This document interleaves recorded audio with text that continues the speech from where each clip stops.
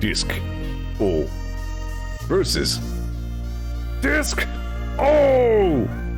No, that's terrible.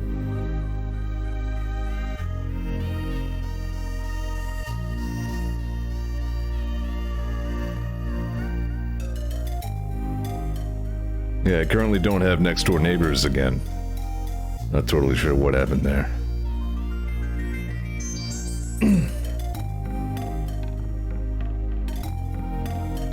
Nice.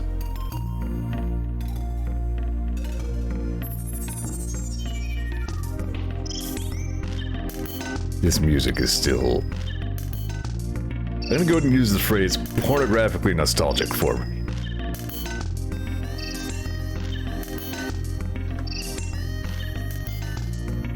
It's just so damn good. God. Like, I know I just rambled endlessly enough about how much I love that game's soundtrack while I was streaming it. I'm still going to, damn it. This is so good.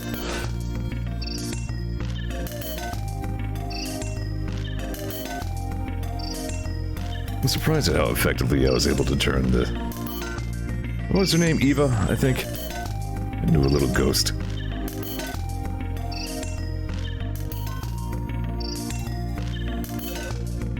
It gives me an idea.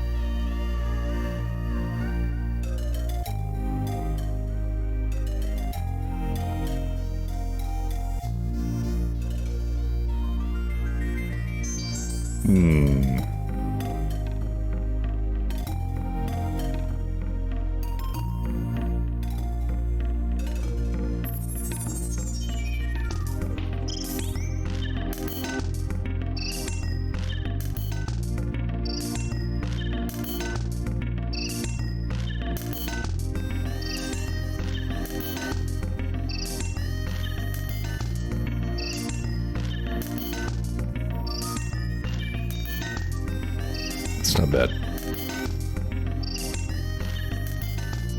Haven't seen him in a little while, huh? Oh shit, we're like over. We're going into like the 6th minute of setup phase. I got so distracted. Should probably play the video game now.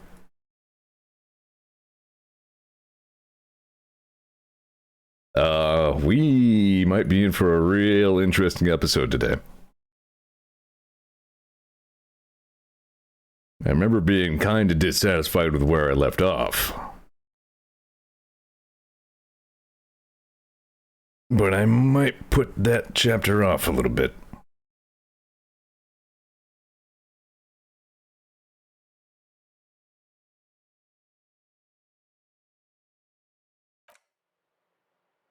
It's disco.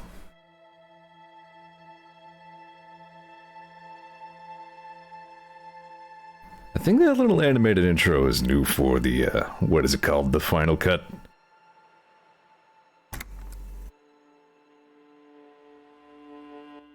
So yeah, so I remember we were in this church. I was trying to hey man, impress Andre with dance. I have an 8% chance of pulling it off. Goodbye, officer.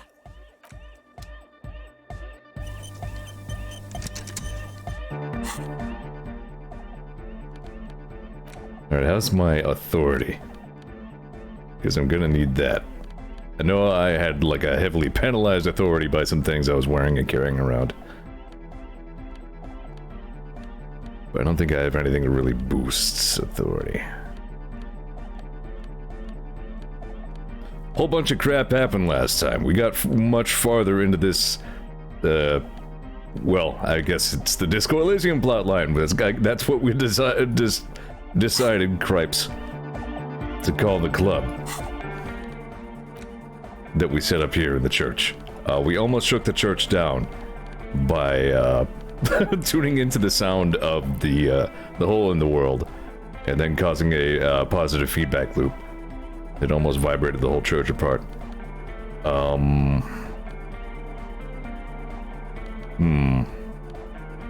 What was I about to do? Oh yeah. I wonder if this would help. Probably not. Oh, hey man, it's good to see you. Yeah, no, I didn't think so. I'm gonna go ahead and start off by trying a few more times to see if I can save scum or brute force this check. Because it apparently leads to Kansas' favorite moment in the entire game. Oh, hey man, it's good to see you. Yeah, no, it's a composure check. How close am I to another level up? I think not very. I don't know if I can check that.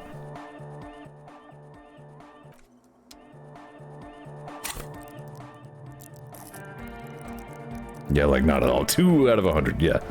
I have like an entire level to go.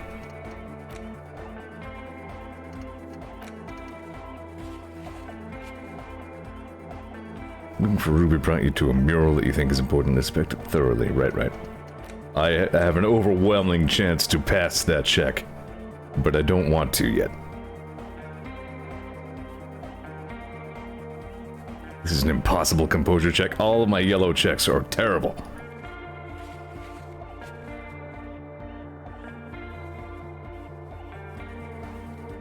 Right, that reaction speed is to what? Catch the silver bird or some such. And a godly interfacing check. Nope.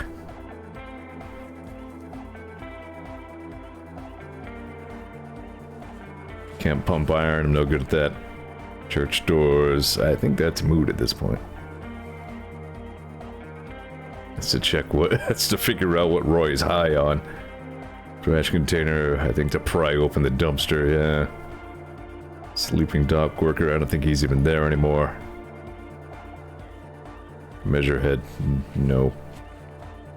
Measurehead is just plain no. Never Measurehead again. Alright, yep. Let's keep trying. Oh, hey man, it's good to see you. There's no keybind to quick load, I believe. Also, what time is it? Game time, I mean. Because at 10, we have somewhere to be. We have to kill 2¼ hours. Oh, hey man, it's good to see you.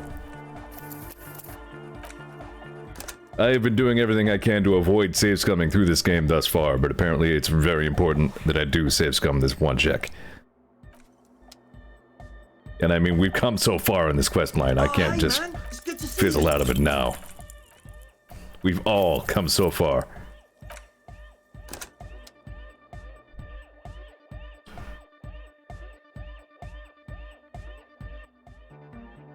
I was just thinking of that, Tom. I haven't checked that in a little while. Oh, hey man, it's good to see you. I think your odds of it just playing... Oh, jeez. I rolled a 10 and still didn't get it. I think I need the 20. No, I have an 8% chance. I think an 11 would pass. Damn, right, I think your odds of that check get better simply by spending more time in the game. So, could be worth another look. Oh, hey man. We are on day 4. Damn.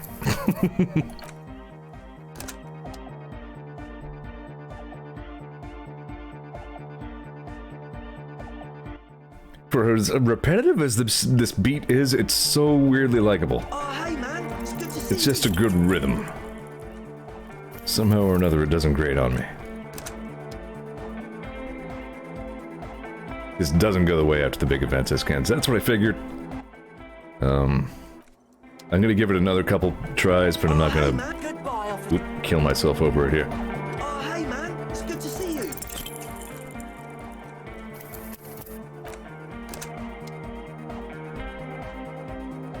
Andre.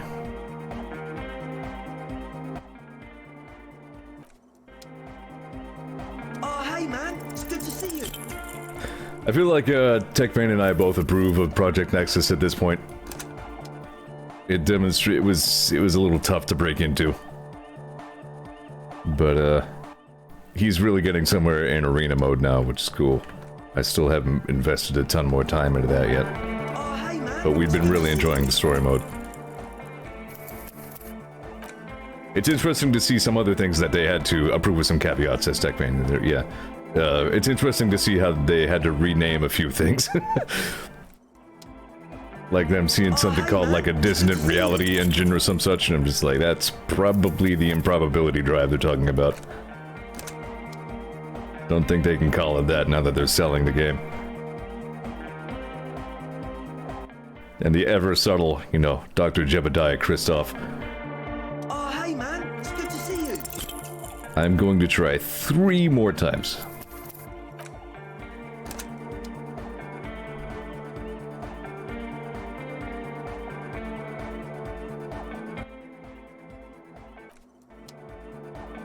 Oh, hey man, it's good to see Try you. number 1. Nope.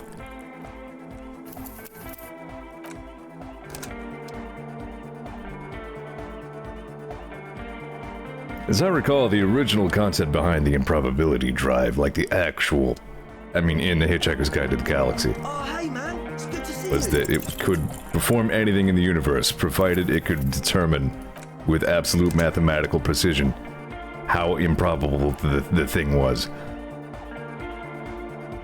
And that's just kind of like a very surface level definition of what the improbability drive did. Last attempt. Oh, hey man, This doesn't it's work, good I'm to just see gonna you. have to put another point in composure and try again later.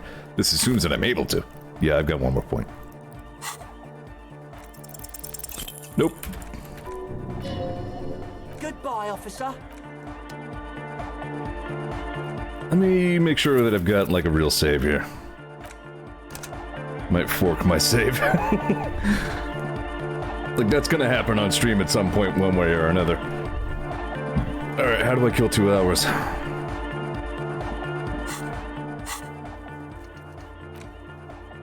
I really don't think I'm gonna be able to help Egghead with his beat either. That's what, an interfacing check.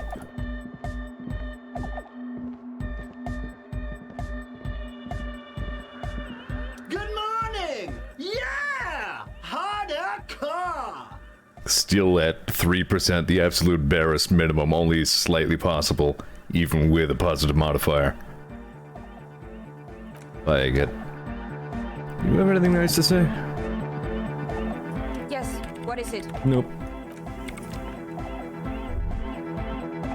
Alright, somebody kill a couple hours then. Killing time is a little bit harder with Kim around, because he won't let you sit on a bench.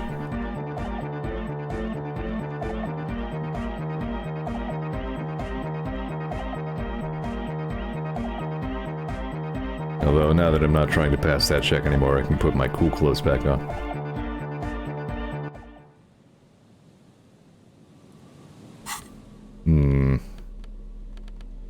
You know, my cool stuff, like my smelly toilet ledger. Where's my awesome, yeah, man from Yeldendahl t-shirt? Who needs authority anyway? How to quiet down those authority voices. Authority's gonna look at what I'm wearing and be like, man, why bother? My regular black jeans for a regular person.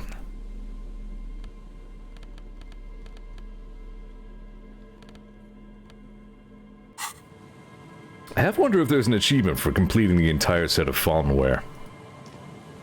Most of it's reasonably easy to get. It's the shoes that cost 50 real that are the problem. Was last time also the episode, or was it the one previous, where we found, where we had to break the news that the dead guy to his wife? Isn't there... there also might be another... Hold on. Yeah, alright, we still have a couple of places to check. So, we have determined that the dead man was in fact shot. We're not sure from where. The prevailing theory is that somebody, quite possibly our lady driver, shot the man from right up on the balcony, having gotten up there via the secret passageway through the old pinball shop. But we are exploring the possibility that he was in fact shot from very far away. Check the boardwalk. There is an achievement for solving the case without ever even inspecting the body. Huh. Kim's just like, alright, we need to perform a field autopsy. Harry's just like, nope. Kim's like, nope. Are you sure nope? Yep, I'm sure nope. And they never did.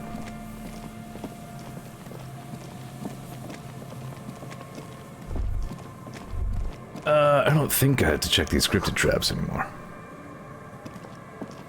Yeah, there's the boardwalk anyway.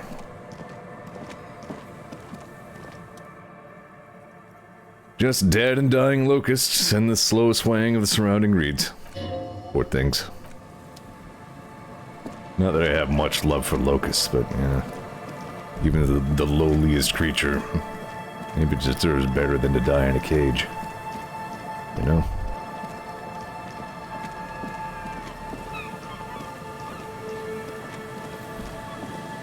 That's me, I'm empathy cop.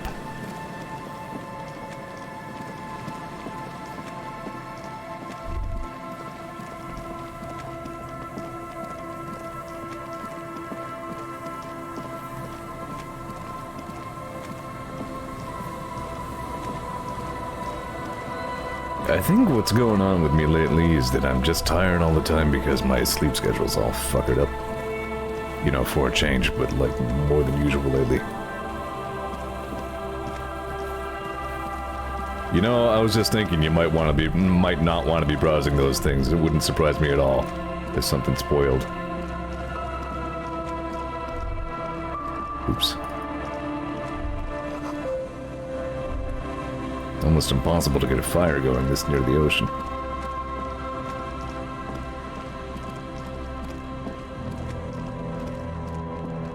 Not a plot spoiler, but a spoiler for a thing you can do.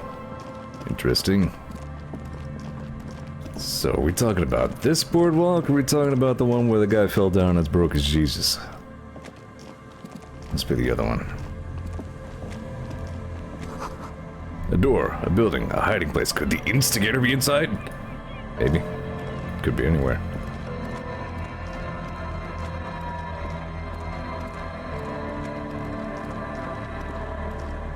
The instigator? Is that what we're calling our 8th party?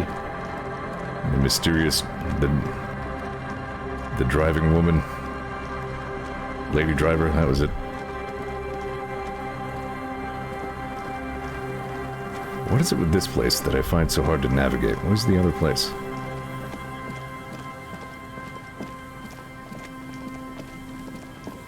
Yeah, here we go.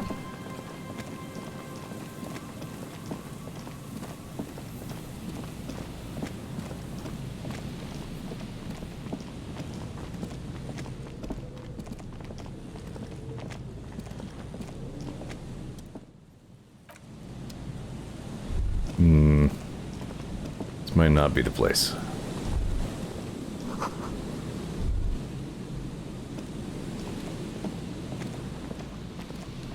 I don't know.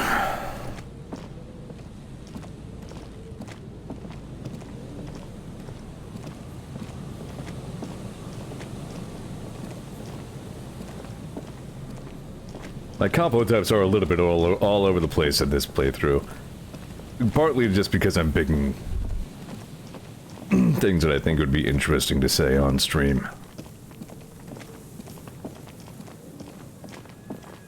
So if not there, then where the hell?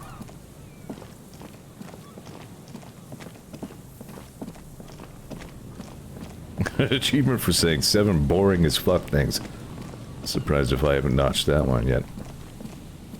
I have no opinion on the subject. Thanks, officer.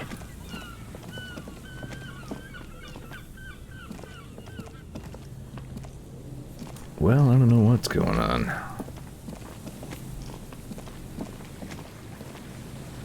Where even was the other location? The boardwalk, the island. Well, we're not getting over to the island. At least I don't think so. Reminds me, isn't Joyce around somewhere?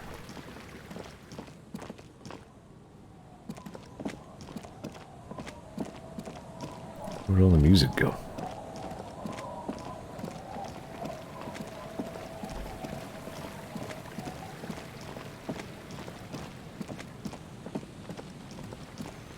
Only 18% of players have ever recruited Kim. No shit.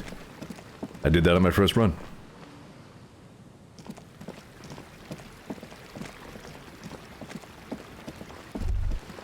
No spoilers or anything.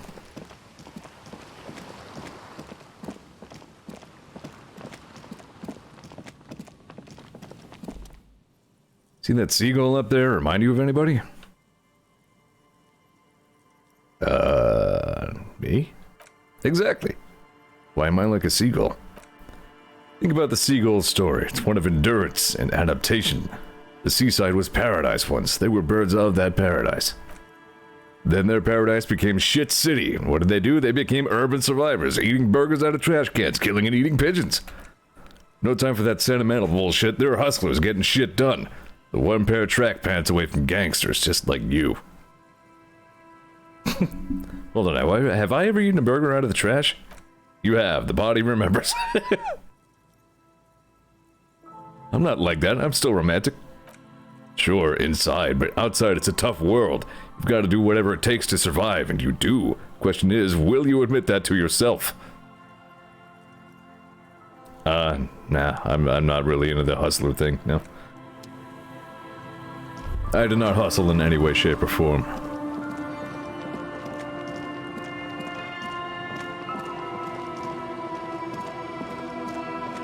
I'm bothered about this boardwalk check now. Where the hell is that?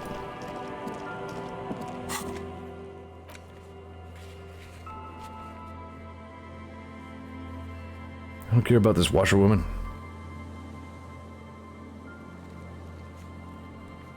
Used to be a Ferris wheel here.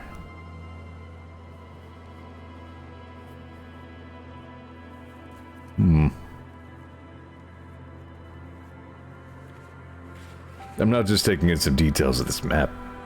What's going on overall? This giant, like, crashing tidal waves.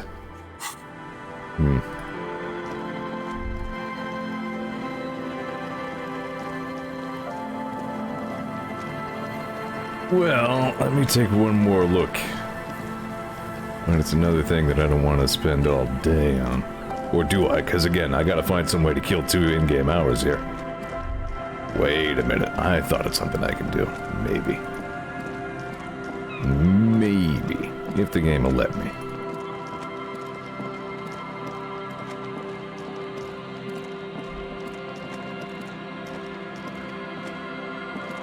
So, not this boardwalk?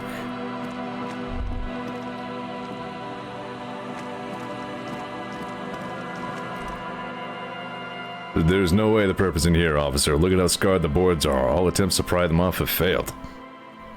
Kim, do you think she's in here? The suspect? God, I hope not. I can't see a way in, though many have tried.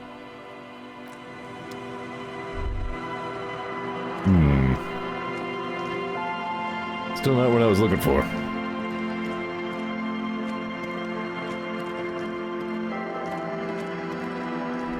Oh, my legs.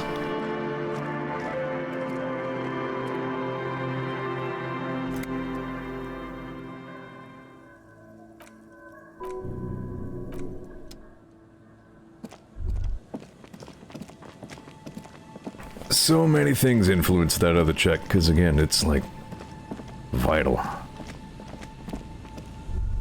think I've already done pretty much all of its good modifiers. Obviously nobody shot anyone from here. I think there is something important right there though, but nothing I've earned the right to know about.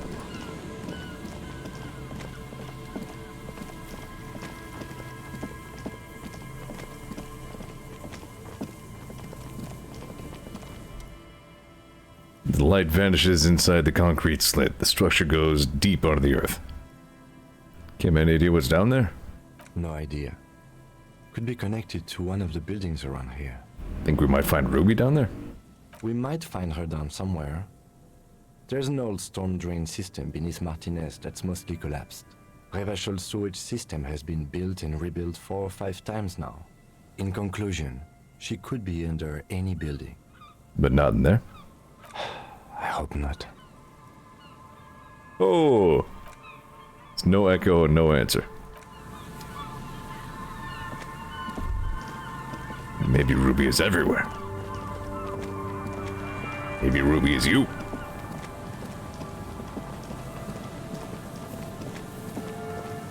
Take a look at yourself. Have you run any drugs and done any spooky friggin' pale technology shit? Participated in any hangings lately, or... Look very carefully. Maybe you... Yeah, I don't think I'm gonna find anything else around here. Dead guy saga is over. There's nothing more here.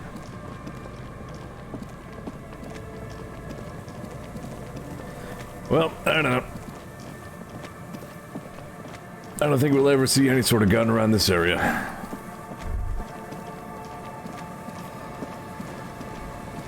We've killed 8 minutes, though.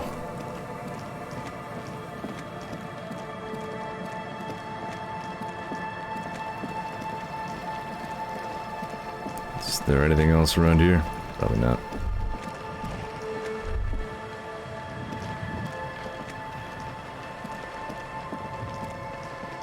Yeah, nope. Except I think that's... Yeah, there's Joyce.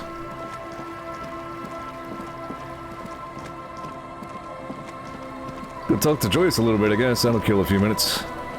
Or you know what, even before I do that, I know how to kill a few minutes.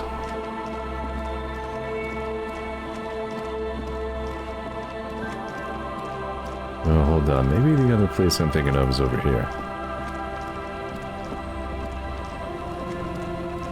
Nope. Here's Joyce, though. I'll just keep the Cordelechi in the channel, if that's okay. It's too shallow near the pier. Aye, ma'am. And it's a jetty, by the way. Of course. Jetty. I prefer a good jetty to a pier any day. Jetty. I said I was going to pass by Joyce for right now, but then Joyce is right there, and I said hello. Hello, detectives. She fastens the end of the line around the post and straightens her back. It's good to see you here. I only just arrived myself. What brings you here, madame? Nothing, really. I've had my eye on this jetty for weeks now, so I decided to investigate it personally. This cluster of buildings isn't on any of the official maps, as far as I can tell. She's also keeping an eye on you. You've been spying on us? Spying has such a negative connotation. I did track your progress along the coast, however, and decided I would be better able to assist you from here. Then there's the matter of that little scamp in old lady clothes. She threatened to paint the Cordelechi red. Like blood, you see. Well, I like it the way it is. White. So how do you like it here? How do I like it? She casts her gaze toward the village.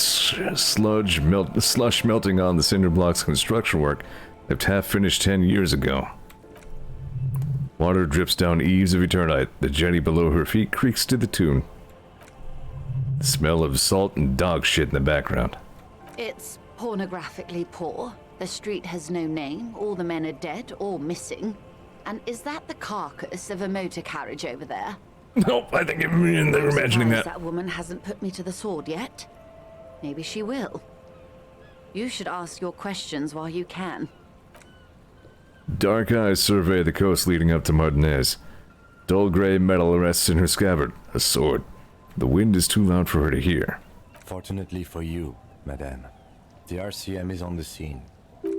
Alright, politics time. Let's react. Shut up, rhetoric.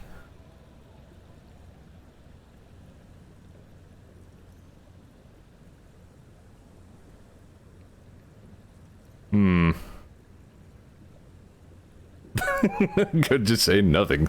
See if I can get that achievement for saying all the most boring shit in the game.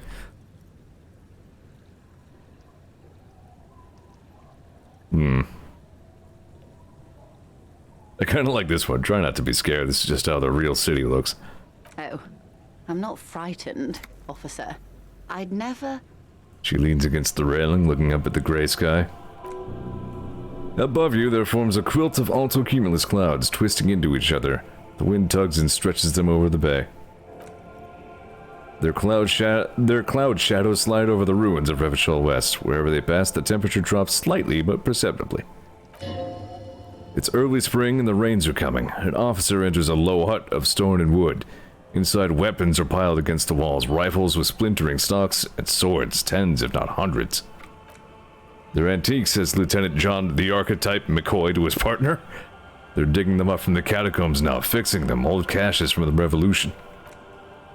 The children carry them up. Come May, the streets will be flooded.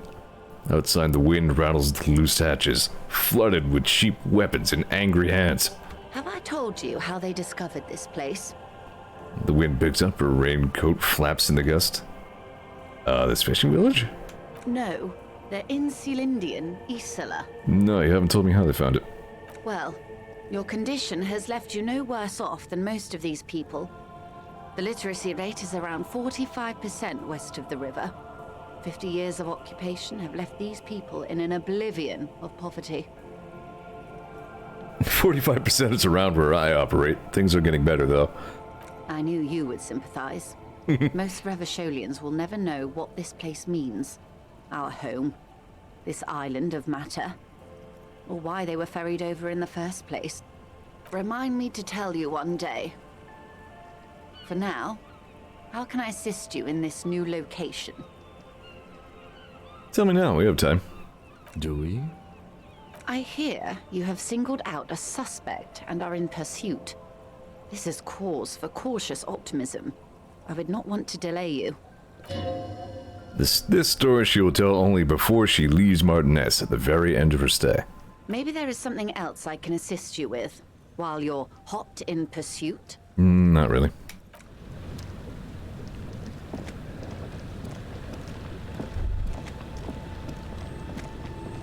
Joyce is likable. Waves are beginning to die down.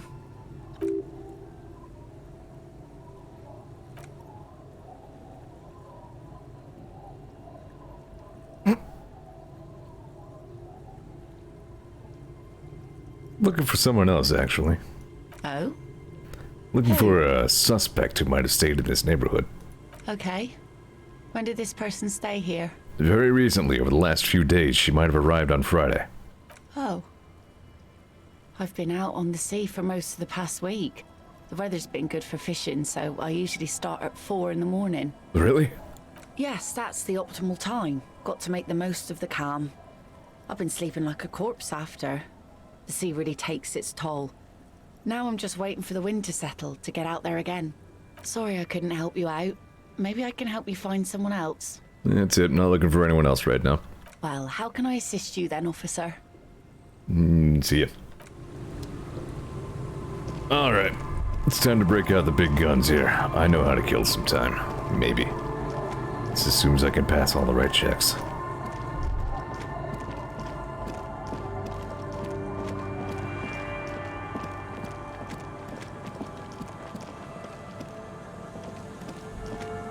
Really though, where was this boardwalk point that I couldn't find? The shot couldn't have come in from here. The trees blocked the way.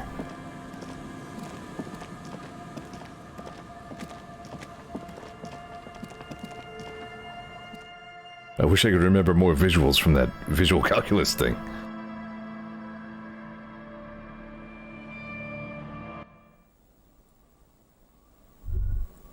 Yeah, there's nothing in here.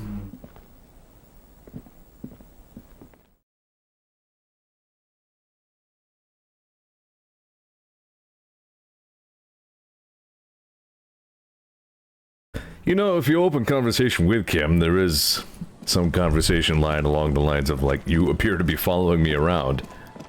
I don't believe I've ever tried that option. I actually do wonder if it is possible to get Kim to just plain leave you alone. I mean, I doubt it. In the best case, it would still make a lot of things a lot harder.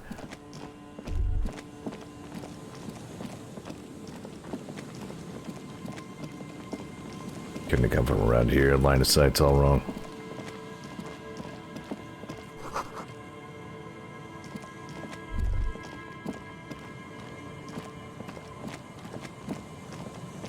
Meh.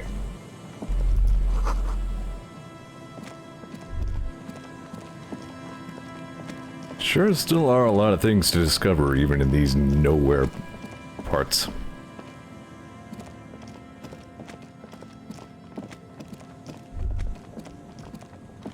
And big fat nothing.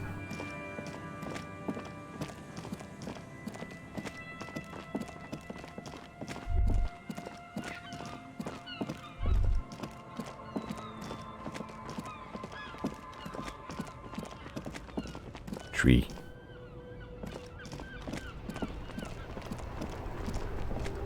These guys again. Still here looking at Kim's car.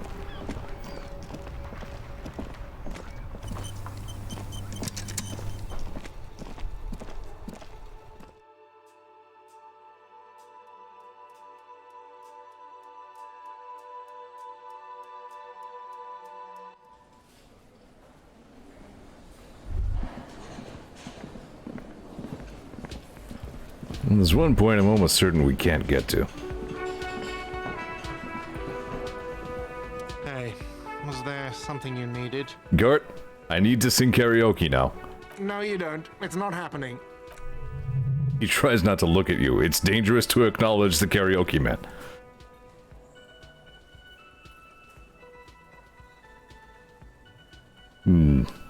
Yeah, but Johnny Law is about to tear it up, sad style. The whirling doesn't need more sad style. That's one of the styles it can do without right now. Why do you even have a PA system if no one's gonna use it? It's for no one. It's a prop. I'm not letting anyone use it after the great karaoke catastrophe of 44. What happened in 44? A lot of people got killed because some arsehole wanted to sing karaoke. It's not a prop, it's for your clients. I know it's used. Okay, yes, it's for some clients. I'm a real client, I've paid my bills, and I have the right to use the karaoke machine. Ha! Well, we don't have any tapes. They all got stolen. It's alright, I have my own song with me. Man in the vest and the violent shirt stares at the tape you've just given him. He begins to frown, hard. Fine, fine. Climb on that stage and do your thing. Just get out of my hair. I'll plug it in for you. Damn this karaoke machine. I'm having it uninstalled, he mumbles to himself. Oh yeah, time to do the damage. There's no turning back now. It's the eye of the karaoke needle and we all must pass through it. The stage is all set up for your performance. It feels silent. You can hear the pellets creak under your feet. Feel a little dizzy, a little unsteady suddenly. So, are you ready for your thing now? Let me know when I should turn on the karaoke carousel.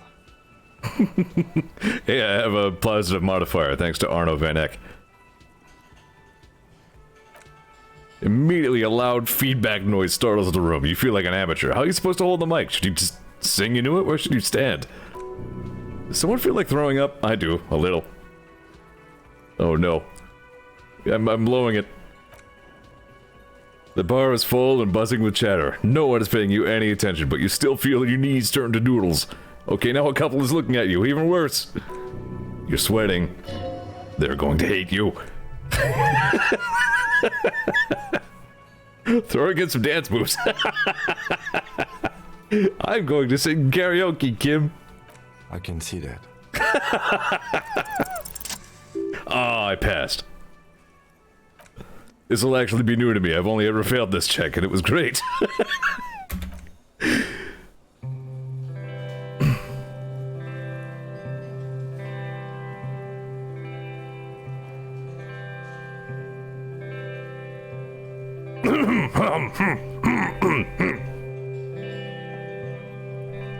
I would often go there Whoa.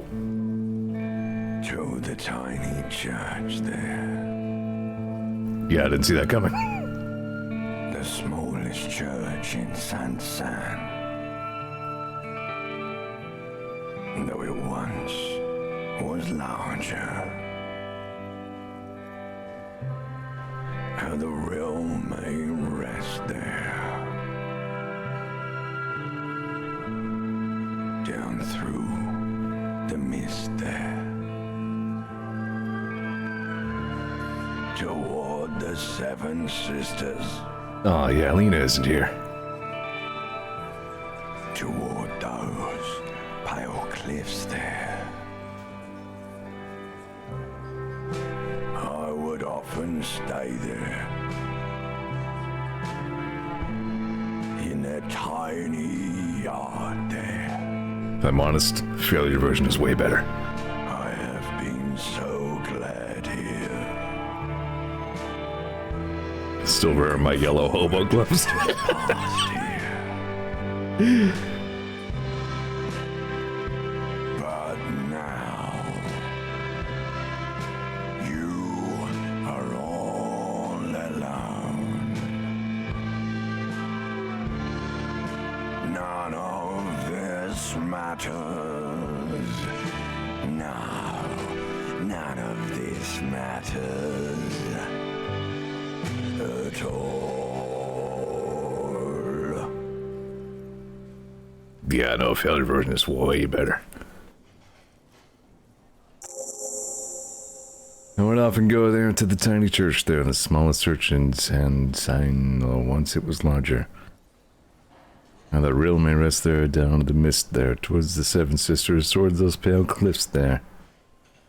I would often stay there, in the tiny yard there. I've been so glad here, looking for the past here.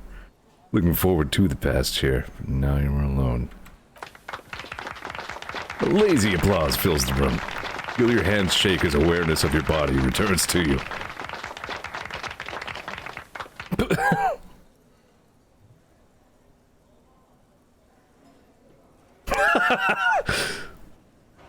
I don't want to dedicate the song to anyone. I performed it myself.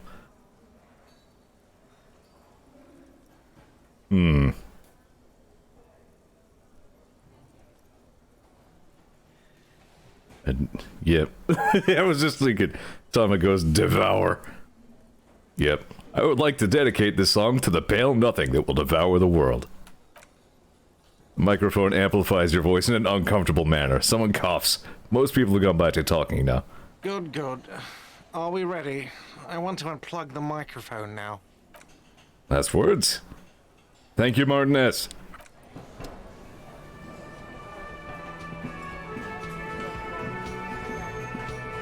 Yes?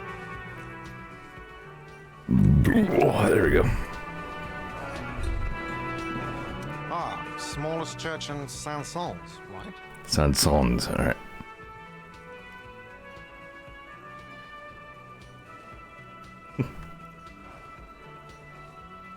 Yeah, the church is actually my life. Cool. Now, what can I do for you? He really does sound like he thinks it's a little cool. I don't remember where I read it, but I'm almost sure that when I failed the check before, friggin' grumble. Hold on, brain stall. When I failed that check on the previous game, I somehow or another, I got into a conversation with Kim? I can't believe this shit. with Kim, and Kim like genuinely liked it. I'm not that guy. No, I don't think you recognize my voice as much as you think you do. Now will you answer some questions for— hold on, what? These guys don't want to talk to me about my karaoke. What's wrong with these people? No. Alright. Okay, bye. Yes? What is it? Did you hear that? Did you hear me? Excuse me.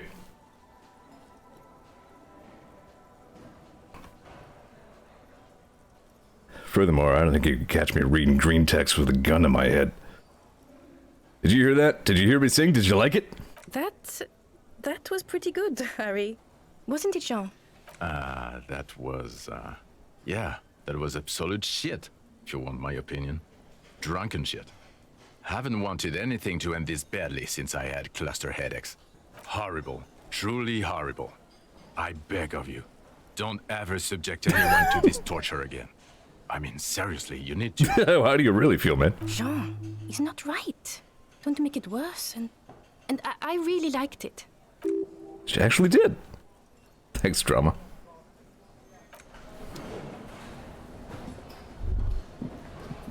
Yeah, I'm disappointed I'm not getting the check, the friggin' with Kim. I don't know how you opened that conversation. I'm disappointed. I wanted to get Kim's opinion. I am waiting for 22, right?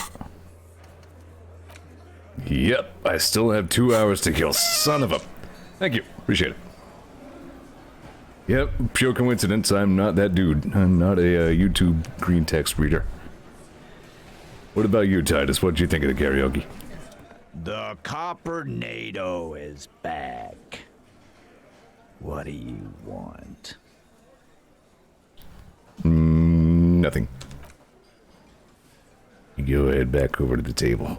There you go.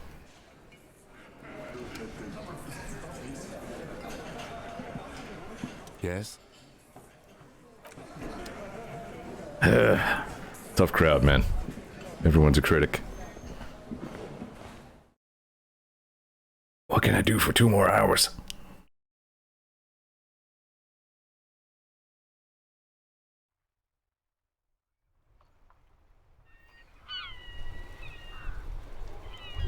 I am gonna go over to that container, why not? It's a rhetoric check, isn't it?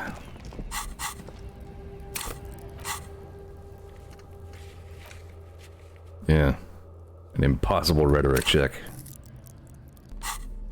What do I have that's good for rhetoric? Anything?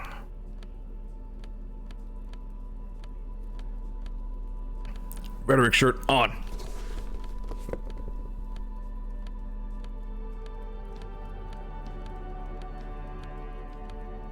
Man, I'm congested again today, too. Friggin'.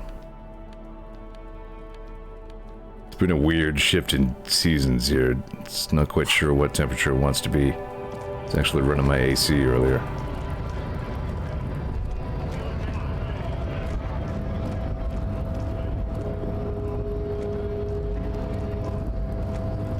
Yeah, that karaoke betrayed all of my expectations. It was the totally different voice, and then didn't get Kim to say he liked it, and then only 8-10 minutes. Everything's disappointing.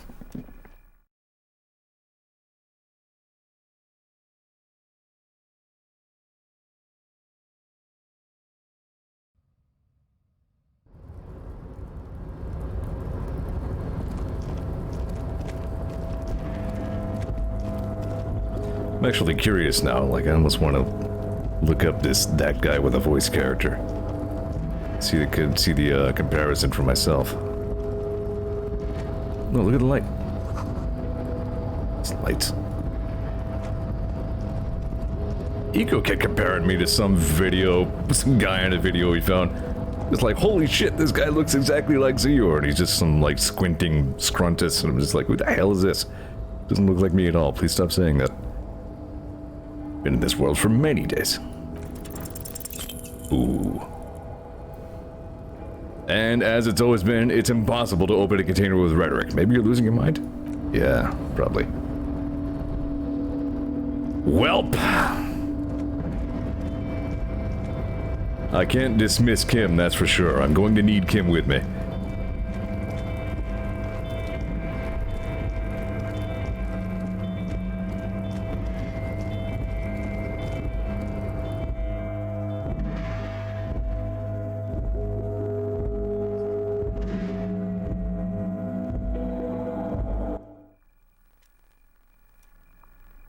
You know, to be fair to that guy, he might not have been as scruntus.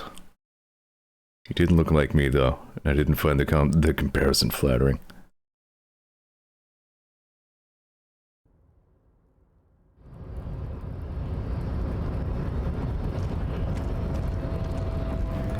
Seriously, what else can I do? Like, I can only think of one more thing off the top of my head that I could absolutely get into. It's not a good thing.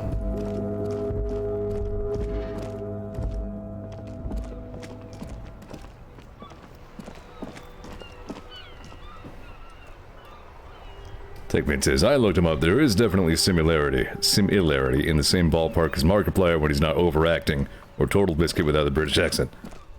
I'll take it, I guess. Those seem like favorable comparisons. What about my dice? I think my one die becomes ready at roughly the same time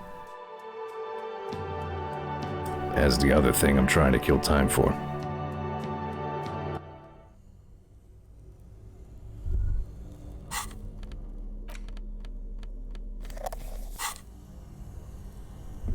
I haven't been thinking as seriously as I should about all the, about the whole I should be using my voice for something professionally angle. I probably should.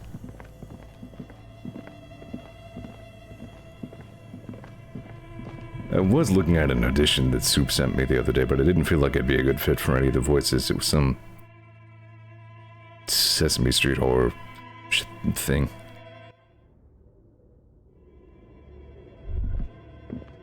Passed on that one.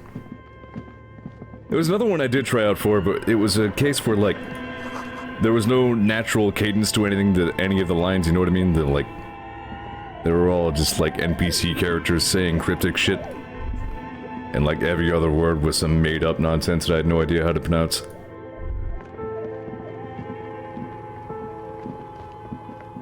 Couldn't get into that one. Oh, it's you again. Are you looking for a dye? Ooh. Aside from getting naked, you're not sure what else to do. The building holds no more answers for you.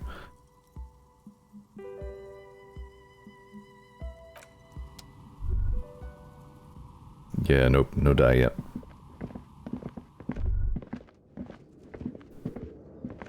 God, this sucks. Like, what? Seriously, what do I do? I can't even think of any more ways I can possibly waste time.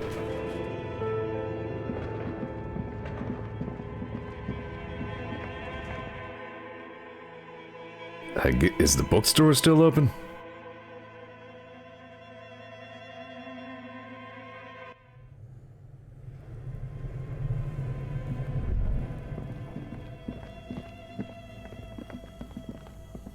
Communist book. Oh yeah, the communist book. Alright, good call, Cans. I mean, that's something. I do still have the... Wait, hold on. Oh, I guess I could still use the Dick Mullen book, even though most of it disintegrated. I'll never get the payoff of the book's ending, but theoretically it still works.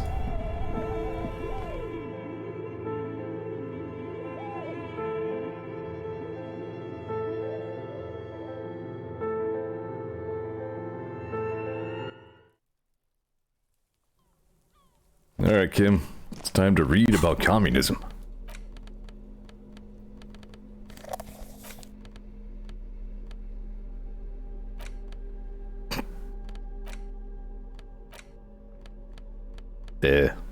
Interact, right. The front of this quarterly journal features a large satirical portrait of the late King Fristle. From the sides of his head, a pair of white antlers spread to the corners of the cover. Why Fristle? Because Fristle was incompetent, foolish, and cruel. In short, the embodiment of everything the communards wish to overthrow. It's satire, you see. To your disappointment, there aren't any full-color pictures to direct your attention, just column after column of closely set text, interrupted occasionally by little doodles in black and white. No advertisements, you notice, so who's funding this radical commentary? Ooh.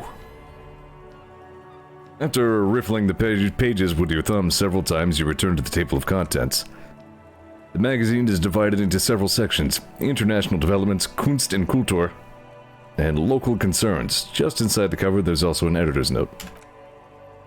Comrade, as you know, this journal takes its name from Mazov's immortal expression, du cristal à la fumée. This was his way of describing the way the rigid crystalline structures of capitalist ideology turn to smoke under communism.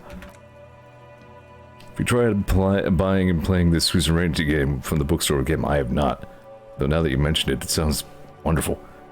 I gotta see if the bookstore is open. I mean, it's right there.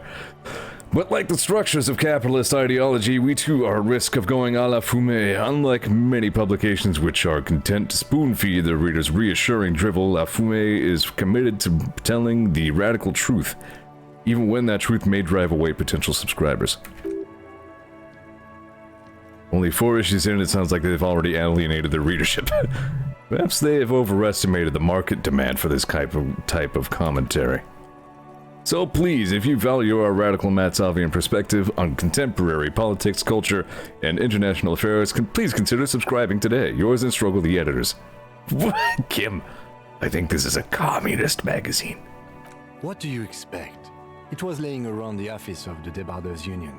They're probably bankrolling the thing. You flip back to the front of the magazine. The table of contents unfolds before you. What did I get? Remote Viewers Division. Ah, yes, the Remote Viewers Division. It is done. You've broken loose from the confines of modern science and into the vault. Whoa, no, mine just one difficulty to all play. Okay. From exotic cultures. Mankind has always searched for a means to break the shackles restraining the mind. Some practice meditation. Some take, like, a ton of DMT. You apparently only need to rub your temples, and bam, the ether opens before you, presenting its dark secrets. Entities in the void, making contact. Definitely not just because you're rubbing your temples and talking to yourself. Yeah, I couldn't do the whole game with that narrator voice, man. It's too dry. The way the game is written seems so contrary to the way he reads the narration to me. Like, it's a good voice. I feel like there's a lot of impact in the writing that he just kind of skims over. He's too flat.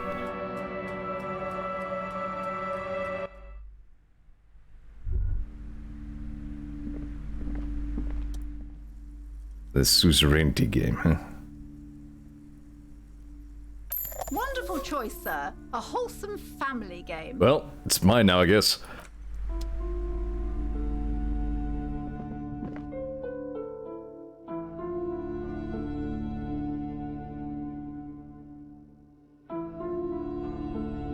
I mean, I felt like that was a pretty good example for what I'm talking about. Like, yeah, I mean, yeah, I don't mind if you disagree, that's fine. I'm just, like, I feel like that was an audio aid for exactly what I meant when he got to, you know, and bam! He's just like, and bam. Now the thing.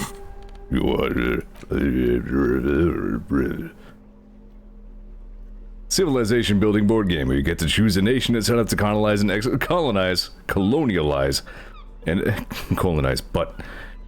and exploit other cultures. Oh yeah, this is wholesome family imperialism, as Can says. A star-shaped note on the box proclaims the game now includes a completely new genocide optional. Wow. In your hands, you hold a brand new copy of the game Suzerainty. It's snugly wrapped in a skein of plastic. The cover features a charming illustration depicting a mass of grinning laborers loading goods onto a ship while a richly dressed administrator oversees the work. TechFate says you hit Sideshow Bob grumbling at Rakestone for a second. I think that's my fallback whenever I just run out of coherent words to say. The box has a nice heft to it. You hear the rattle of individual wooden tokens and feel their weight shifting back and forth. What treasures wait in store for you? Even before you open it, you can tell this will be a meaty game of grand strategy and complex player interactions. Plastic wrap rips off as easily as a bodice in a tawdry historical romance. Just boom, gone. There's a hiss as the lid slides off. Inside you find a thick, full-color rulebook and more than a dozen pouches of various wooden components. Ah, savor that new board game smell. A mix of wood, paper, and ink all wrapped in the sweet musk of cardboard. Kind of does take me back a little bit.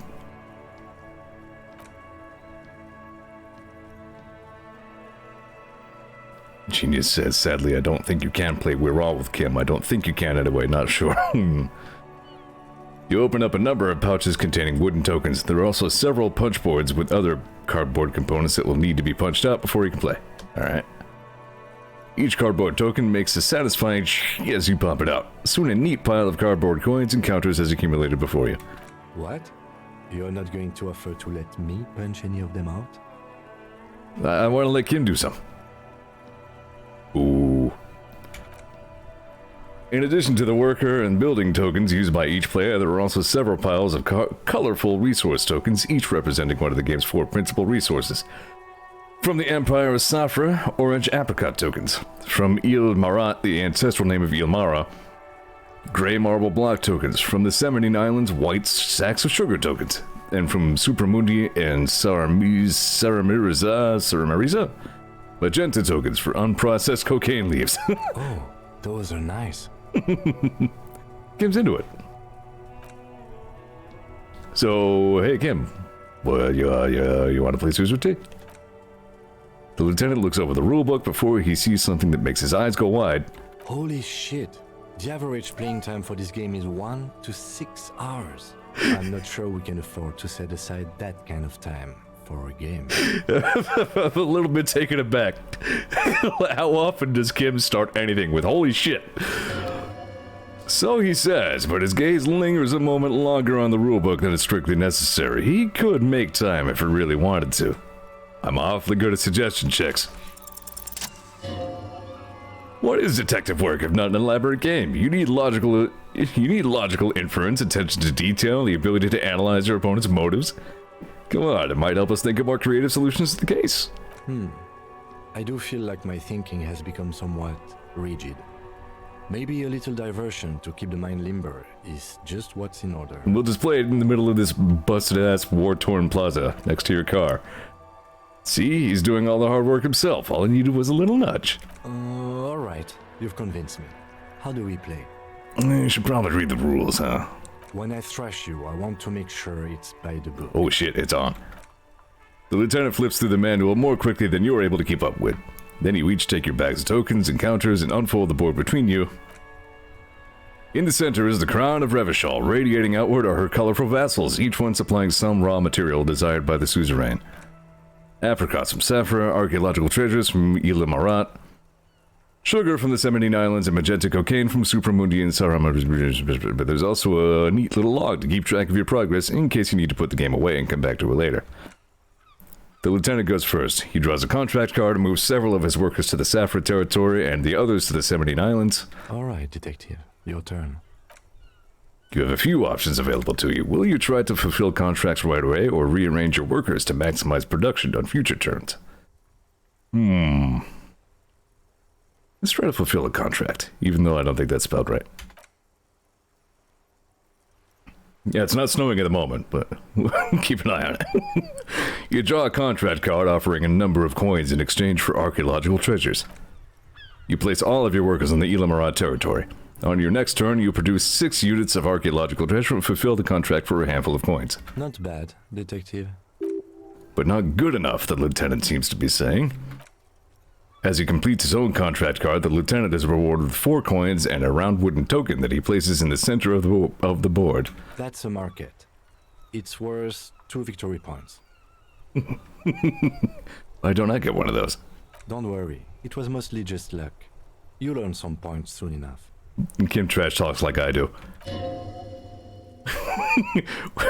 What is that patronizing tone? You're one of the suzerain's trusted administrators. You may need to put the lieutenant in his place. The lieutenant returns your baleful look with a satisfied grin. Come on, is that your game face? You're practically broadcasting your position to the lieutenant with that expression. Glancing over the board, you see several possible strategies. Pressing more workers into service would increase your economic output and help you survive a possible conflict with the lieutenant. Or you could ignore your labor supply and focus on fulfilling contracts for points and resources. Those aren't your only options. You could also show your workers how much you appreciate them by investing some of that wealth in them. After all, they're the ones producing wealth for the suzerain. Well, sure, you can do that. It's just not a terribly effective strategy, but then it's up to you.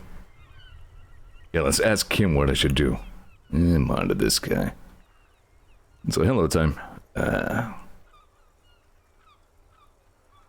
You know what? Nah, I'm going for the suzerainty, pacifist true engine. I'm gonna invest in my workers. To the lieutenant's puzzlement, you spend several turns building various improvements to your territorial infrastructure. Soon your workers have access to clean water, paved roads, and basic hobbies. In return, they produce 1 extra resource per turn. Too bad investing in your workers just isn't worth many points. What do you mean? Take a look at the scoring tables in the back. The lieutenant turns to one of those appendices you skipped over earlier. You see in table 8C that investing in territorial infrastructure multiplies your final victory point total by 1, which is to say not at all. Whereas erecting monuments in Revachol gives you a multiplier of 5.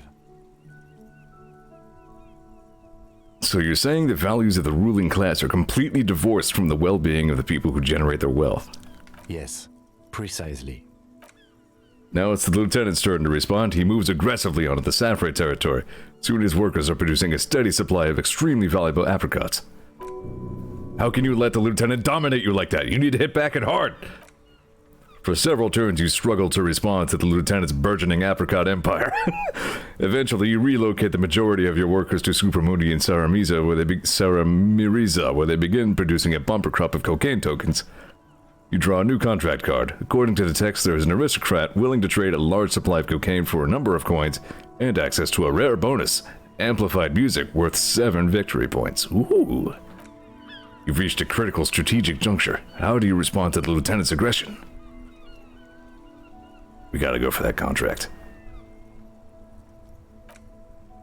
I'm abandoning my pacifist run.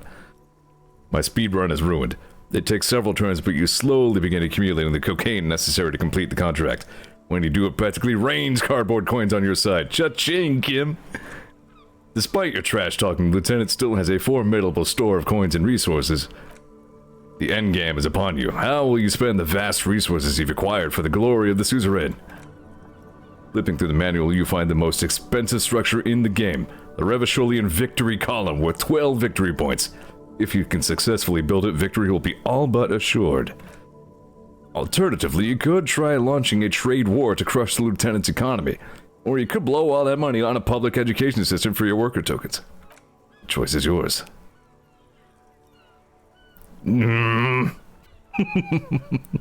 Such hard decisions. This could change the entire run.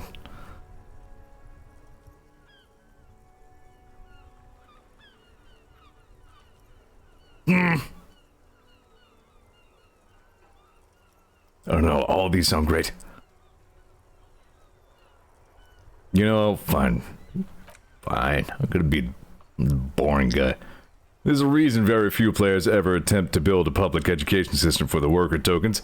It's extremely expensive and never pays off by design. Your boondoggle nearly bankrupts the suzerain's treasury, and you suffer a significant penalty to your final score. The lieutenant says, cringing at your spectacular failure. You taught me the points are arbitrary. I decided to play the game how I wanted instead. The lieutenant opens his mouth as if to issue a blistering retort and then hesitates. You know, detective, there's something admirable about that, in its own way. Now, let's tally up the scores, shall we? I'm gonna guess Kim has about 4 times my score. Computing the final scores is almost a game unto itself. You each spend an inordinate amount of time making stacks of coins, consulting tables, struggling with basic addition and multiplication. After double and then triple checking your maths, you have your final score. -5 victory points. Great. You'll be lucky if the suzerain doesn't have your whole family executed for such a pitiful. I've got 20 points.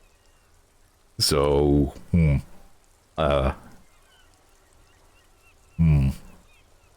So he has -4 times? Well, there's always next time. Figuratively, I mean. There's no way we have time to play this game again. Now, let's clean up and get back to work. You really did have -4. Wow, nice one, Kim. You suck at this game. That used up almost exactly the amount of time we needed. All around you, rain falls on the great city of Revachol. Rain drips from the eaves and floods the gutters, washing the filth away. Winter's grip on the city is loosening. The spring thaw is here. Finally, what now? Your shirt sticks to your chest. The shoulders of your jacket grow heavy. The cold finds its way under your skin. You shiver, and the city shivers with you. You're not dressed for this weather. You should get an overcoat or a patrol cloak. I have my pinball coat. What's in the west? Sheets of rain over the water. A flight of stairs leading into the ocean. Wave after wave crashing, washing the coast of Martinez with its motorboats and gently swaying reeds. The ruins of a half-sunken seafort crumble on an inlet. Beyond the Bay of Revachol, ghosts rise into the sky. Who are you, ghosts? The skyscrapers of La Delta, the financial district. Faint golden light seeps from the office windows. Will you ever go there? Will I? Nope. He was just one of the hundreds of thousands who watched them rise across the bay from Martinez every day. What's down the shore? Urban coastline, rain dripping off eternite-covered roofs, cinder blocks left over from half-finished construction. A defunct research and development building once seized by revolutionaries, an old wooden church, stands on stilts above the water. Beyond that, Coal City, the end of all lines. Your hair is an oily mess flecked with ash from neighboring coal plants. Smokestacks rise somewhere in the distance. Oh, it's about that time. I don't want to be late. Well, real quick. What's in the north? Capeside apartments. Tower blocks crowd one another. 4.46mm bullets still lodge in their war-torn stone walls. Hallways collapsed from the mortar hits of a war that was lost long ago. Clotheslines go to waste in the rain. Radios play. The evening news. Closer to here? A yard. Rain falls off the roof of a woodshed. The lingering odor of decomposition mixes with that of damp soil. Motherfucker. This rain will not let up anytime soon. I'd recommend you put on your coat. Let me get my coat. I'm good. Although I feel like I might need some esprit de corps skill coming up. Maybe. It's just a guess. Hold on. Hjelmdahl will shield me from the rain.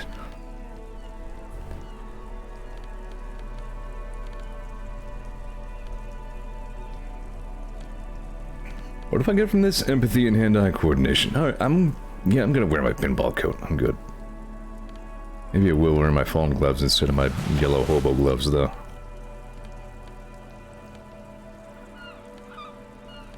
Yeah, I'm good. Perfect timing indeed. Good suggestion there, Genius 42424242. I would not have thought of that board game if you hadn't mentioned it. Good call.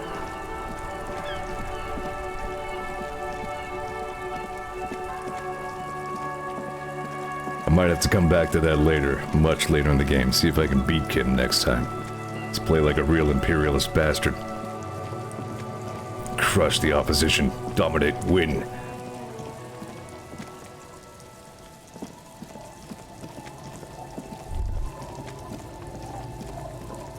It's time.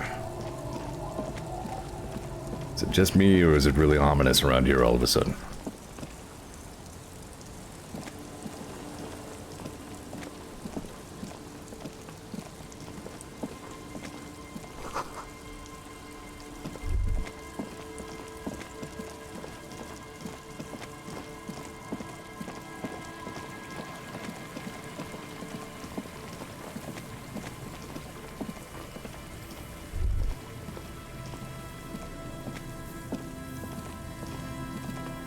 Also, don't forget to get my dye if that lady's still open. Might have to wait until morning.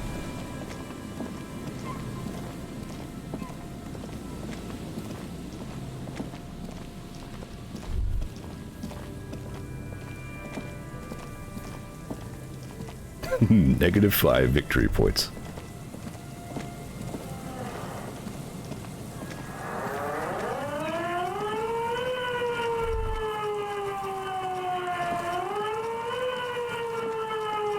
Where the hell?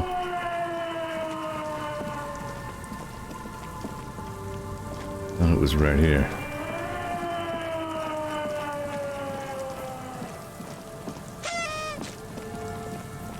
Thank you. This is weird. What's going on here?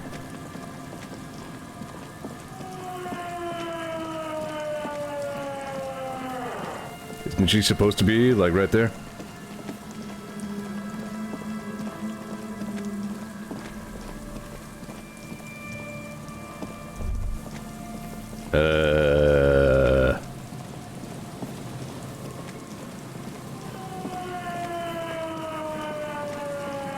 Why don't I try going inside and then coming back out?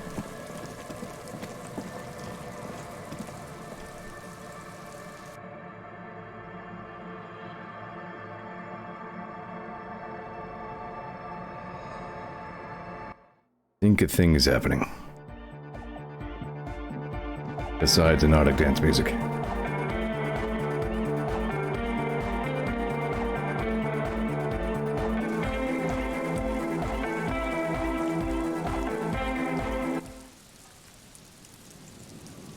supposed to be, but I didn't see her. And she's supposed to be awfully hard to miss. Yeah, there she is. A little bug there. Put your hands where I can see them. The aging woman under a mountain of police paraphernalia mumbles to herself and then notices you and reaches for the megaphone. Show me your hands. This is the pigs. Show me your hands. Right now. Show me your hands. Right now. Hey, good, we found my gun! Scavenged battery-powered police lights protrude from her back. The flickering light show reveals a gun in her shaking hand. Madame, please drop the firearm immediately. You shouldn't be here. Something's very wrong with her. She's completely out of control. Easy, man. Take it easy. Failure to comply. Suspect is displaying aggression. Officer, under duress. Officer, under duress. I am the police. Don't move. Don't move. Hands on your head. Suspect is armed and dangerous. Ma'am, I need you to calm down. We just want to talk. Lateral vascular neck restraint. Carotid sleeper. Carotid sleeper. Critically reducing blood from passing through the neck of the suspect. Be careful, detective. Don't do anything that might set her off. Like pointing a gun at her face? The situation looks bad. Calm yourself. Steady your breathing.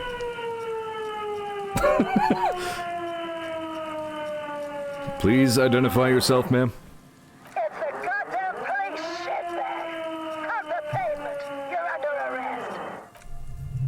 As she waves her hands, you notice familiar-looking ampules and packets sticking out of the mountain of police gear on her back. Medicine or drugs? She thinks she's a police officer. Try treating her like a police officer. A lower-ranking police officer. The officer, Pigs, W. Freighter Harrier Dubois, requesting your sidearm for inspection. Patrol officer, you're, wait, hold on. Yeah, let's go with this. Patrol officer, you're in gross violation of the RCM Code of Conduct. She hesitates, looking around in confusion. The three-barreled pepper box wavers in her hand. In this moment of hesitation, she almost doesn't seem disturbed, but like someone suddenly waking from a deep sleep.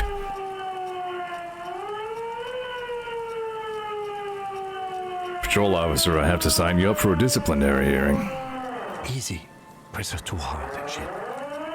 With a swift, poorly coordinated move, the woman slams the megaphone against her lips and teeth. A trickle of blood runs down her chin. She doesn't notice it. Officer compromise. Unlawful impersonation. Pigs en route. Engage your will. That didn't really work. Okay, she's actually more agitated now. My bad.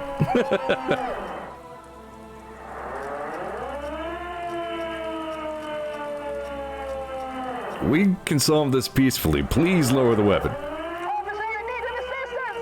Suspect alert. Get on the ground. Ma'am, please. We want to help you, but you need to lower that weapon. Let's just talk, alright? Disturbance reported. Authorized deadly force. Sector, take the shot. Big red key. Big red key. What happened to make her like this? Loneliness. Again, a neurodegenerative disease. Ma'am, we're here to help. Tell us what's wrong. The woman looks at you, but through you, like you don't exist. Her eyes gleam feverishly, and the rotating police beacon lights reveal deep scratch marks on her cheeks. This is the police. Unlawful engagement. Hands on the ground. Scumbag. So, is this what the weather's like on the other end of a cop's gun? Kim? Fascinating. See? This is what happens when we're not around. Are you on drugs? Confiscated contraband. Restricted access. 2 kilos missing. Eyewitness report compromised. I don't think she's on drugs. Being off drugs might actually be the problem here. You're not the police. We are the police. Back up. Back up. Back up. Status unconfirmed. I'm with the Remote Viewers Division. Back up. I thought Mr. Moran. Everybody be so back up. What's the situation, officer? Law enforcement compromised. Impersonating a police officer. Does she not believe you two are actually police officers? We really are cops. Look, my badge. License and registration. Come in, dispatch. Sector Azimuth. It's not a code, just disjointed words. She's losing it. One twitch and there will be blood. Good, let's go ahead and roll this yellow check. Oh, wow. Alright, here's the plan. You hurl the ledger in her face, already darting right, and immediately close the distance. Left hand grabs the barrel, right one breaks the wrist. No, that won't be necessary. Look closer at the gun, all three barrels. Red, white, and blue shining through. It's not loaded. Kim, I'm almost certain there are no bullets in that gun. I've been thinking that too, but it's impossible to tell for certain in these lighting conditions. Ma'am, the weapon you're holding is mine, and I know it has no bullets. The woman looks down at the weapon in disbelief, her eyes suddenly reddish with tears. She looks straight down the barrel and squeezes the trigger. Wait! This is a police issue. Police weapons have bullets. This isn't real. What is this? Police guns always have bullets. What is this? Why did you sell me this? She looks devastated. Grab the gun, right now. This might be your only chance. No one ever cares anymore. Why would they treat me like this? This limbed and headed machine of pain and undignified suffering is grinding to a halt. Tired of walking the desert, it doesn't want to feel or think anymore. Poor woman. We need to figure out what to do with her now.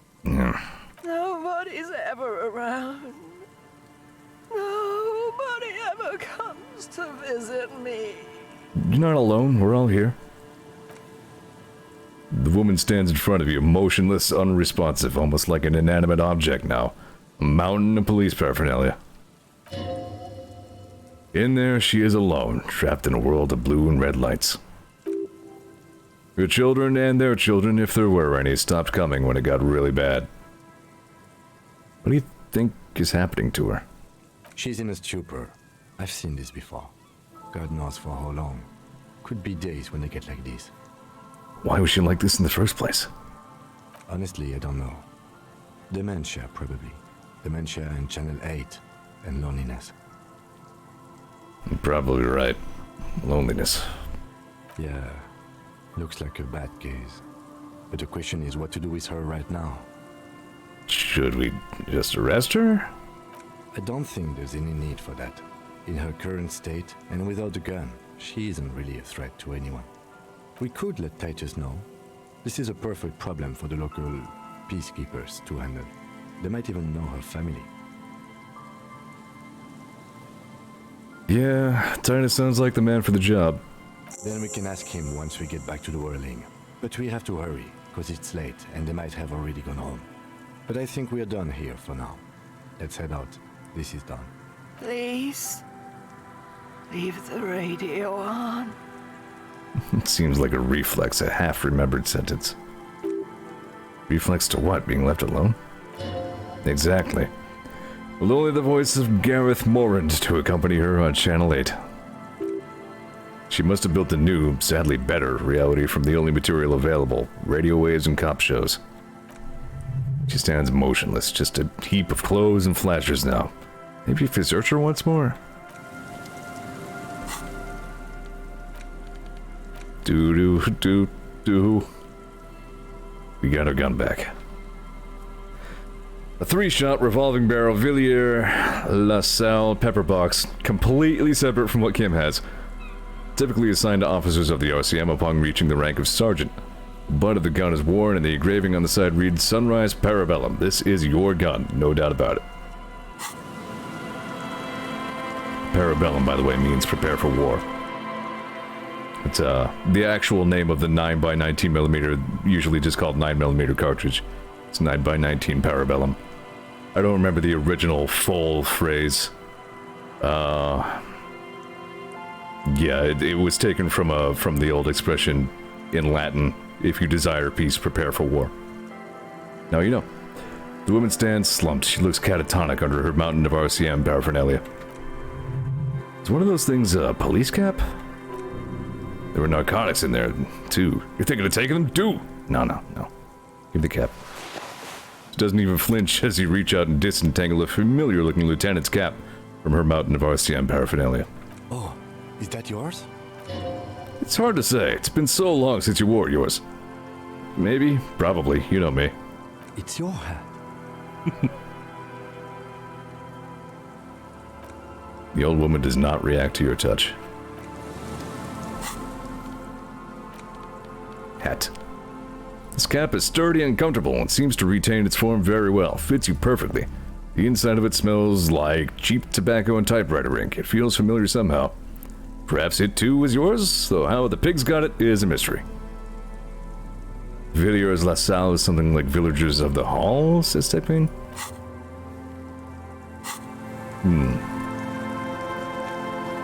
Also, how many bullets do I have? 2.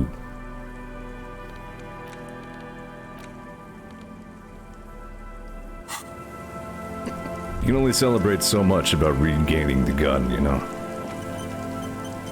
Reminds me of somebody's fan comic that got sent to me once, like a Legend of Zelda 1 fan comic about Link getting the sword from the old man. It was this very, very somber, you know, it wasn't just like, alright, cool, a sword! Link kind of was a little bit, but...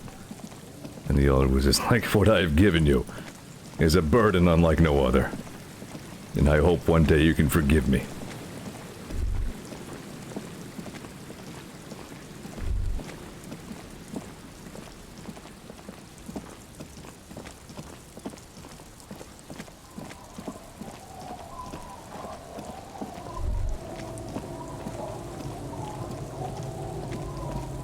Alright, let's go see if Titus is out and about still. Should be. Also, we gotta make a pit stop along the way. Villiers was a dramatic author. IRL seems like it has to be a name or a brand of some sort, right? That would make sense, yeah.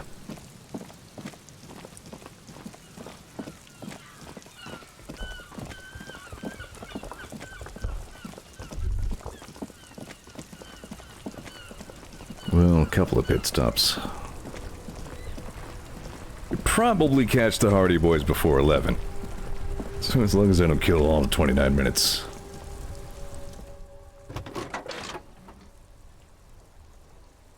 This is Precinct 57. How may I assist you? Alice, this Firewalker. Reconnect me to the 41st. Right. Please hold. 10-4, come in. Firewalker. Over. I'm happy to report that I found my badge, Jules. 10-4, sir. Glad to hear that. I'll write down that there is no need to issue a new one to you then. Over. I have successfully located my 9mm Villiers pistol. It is on me now, and I won't lose it again. 10-4, sir. Roger that, and very glad to hear it. I will make relevant changes to the report. Thank you, Jules. Roger that. 10-10, over and out. There we go, all squared away. I'm a real cop again.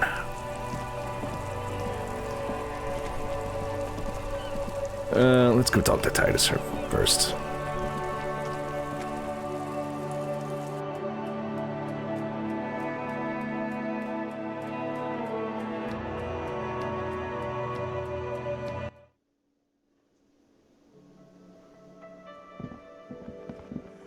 And this is another one of those interesting parts where, like, I mean, we've been over it, like, Titus is a complete scumbag, and yet in some ways he is at least a human character. In some ways he is occasionally respectable. There's an old catatonic lady in the old fish market on the other side of the bay. She needs help. What's that, Copper? You want us to help little old ladies now? You're local law enforcement, aren't you? Helping troubled civilians should fall under your jurisdiction. Yeah. We'll send someone out. Who is? Wait. It's the pigs, isn't it? Yep, that's her. God. Poor lady. Don't worry. We'll handle this. I think she got some family in Kuron or something. Bastards left her alone when she got sick. We've been getting complaints. Hey, wasn't Everard's B team looking for her the other day? They said something about her, I don't know, finding something? Yeah, I think you're right, Gene. She have something of yours, Pig? Nope, didn't have anything of mine. No? Well, whatever then, Copper. No. They totally said what it was. What was it?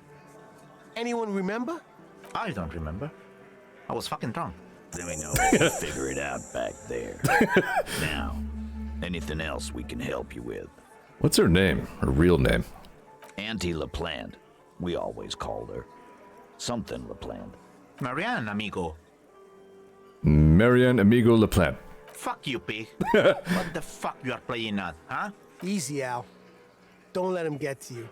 Have one for Auntie LaPlante, huh? Don't disrespect Miss LaPlante, Copper.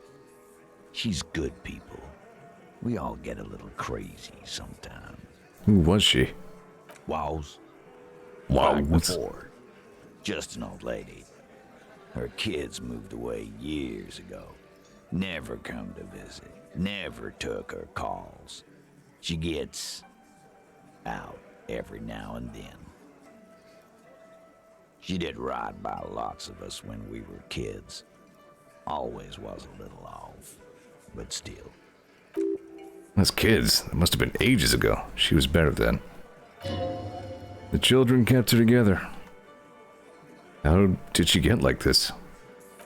Wanted to be a cop, you mean? Well, shit. I don't actually know. Anyone know why she started acting like a pig? No fucking clue. It's gotta be the crazy. Who'd want to be a pig?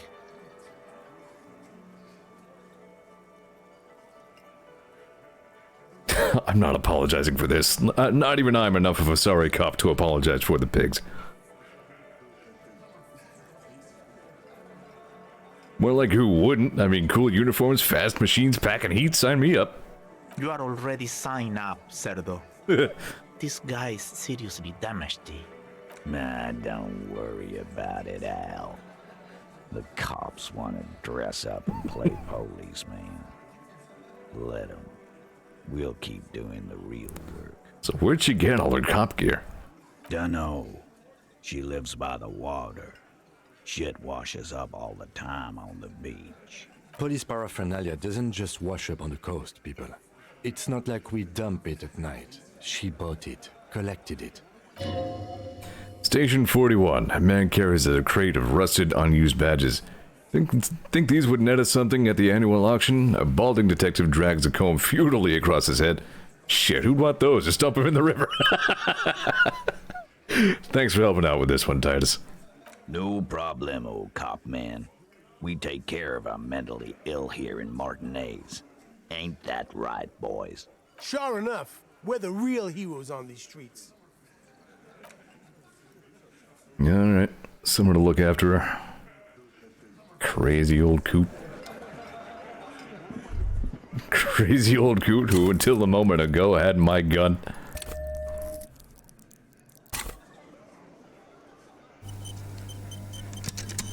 Hold on. What did this guy think? Tell me you have something to say about my karaoke. Damn you! Bye-bye, Jean. Damn all of you. Uncultured swine.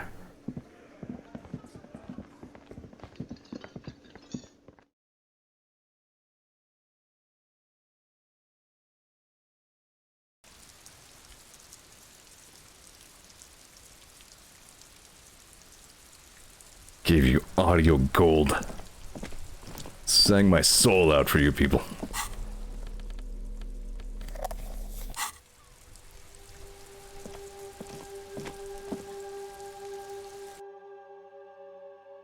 I do like this tooltip. Don't be afraid to say weird things.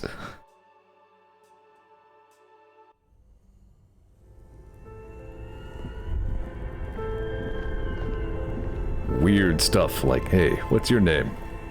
I'm Zeor Danger Pants. What? Yeah, it's like Zero except spelled wrong. And then Danger Pants.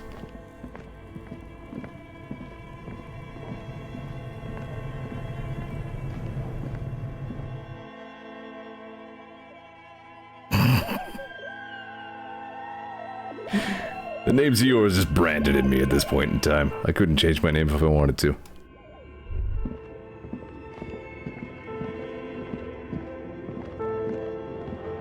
I mean, I've been going by that. How long now? A significant mathematical percentage of my life, if you think about it. Still working on your dice, huh? Oh, it's you again. Are you looking for a die? No?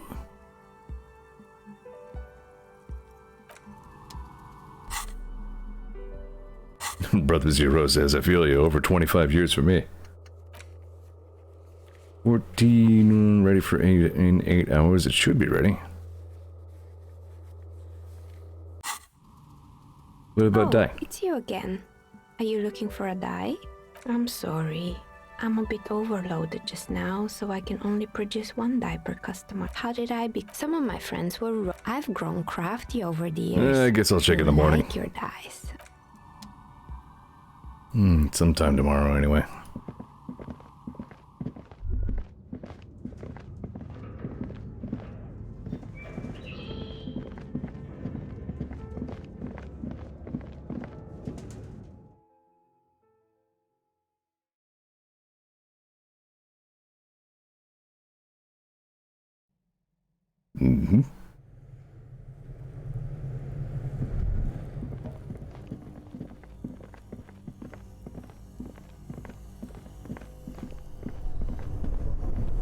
That concludes today, I'm pretty sure. I can't think of anything else I want to stay up late doing.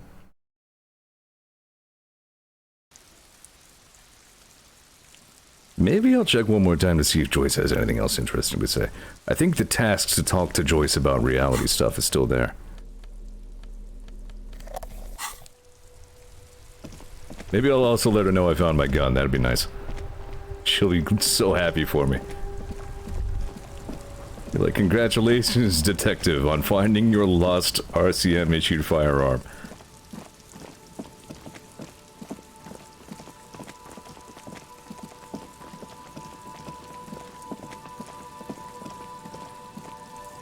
Yeah, on my previous runs I always ignored those books, but this time around I did spend a little time with, what is it? Dick Mullen and the Mistaken Identity, but then the damn book falls apart before the end and I couldn't get to the ending.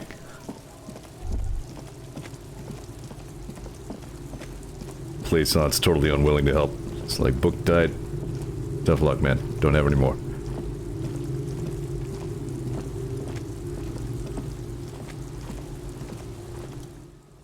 Good night, Kim.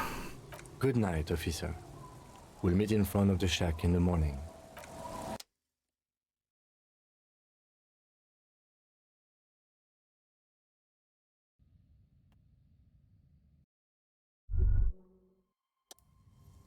A brisk coastal wind still howls against the window of the shack. Occasionally the waves crawl in under the foundation, producing a low hum.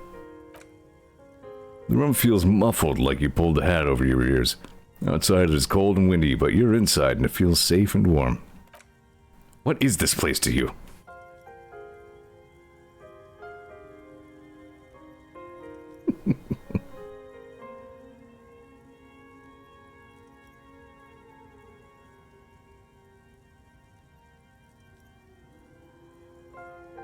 Again, a lot of good answers.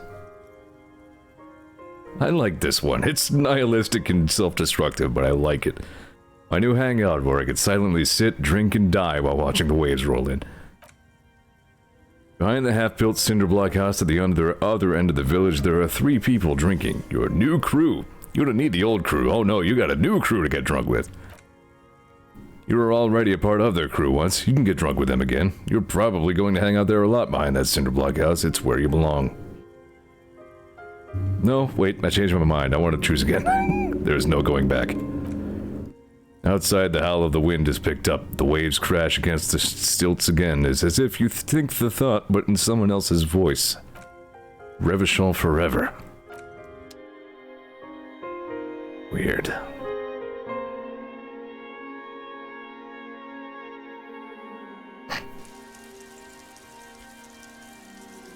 I still have my Steam friends list open, and both Craig and Nico have the same, like, avatar border with the blue and pink neon circling around it forever. They kind of sync up. Kind of mesmerizing.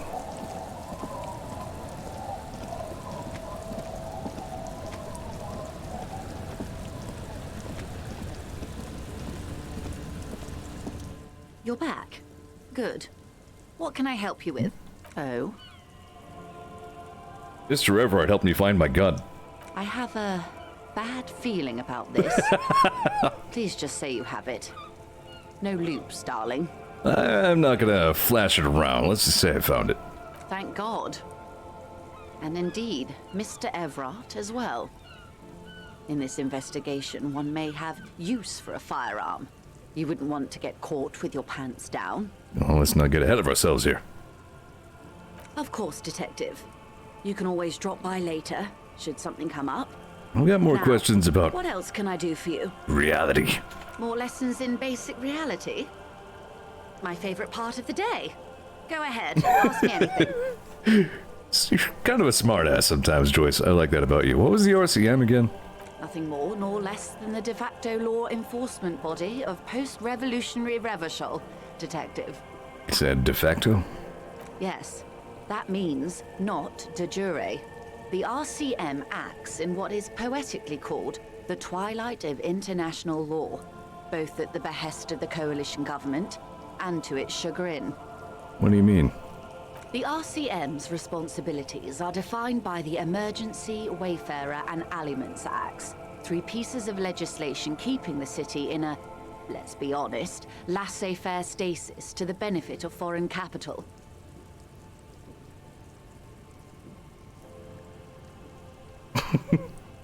I'm basically one of the good guys? I feel like I said this before. There's nothing basic about your role, Detective. It's true that the RCM keeps everything the way our seemingly permanent provisional rulers like it. Yet, on the other hand, I know these people. I deal with them daily. Let me tell you, dear, they are not fans of you. Why? The post-revolutionary decade was a disaster for the coalition government. Revachol in the 20s was hell, especially on the west side of the river.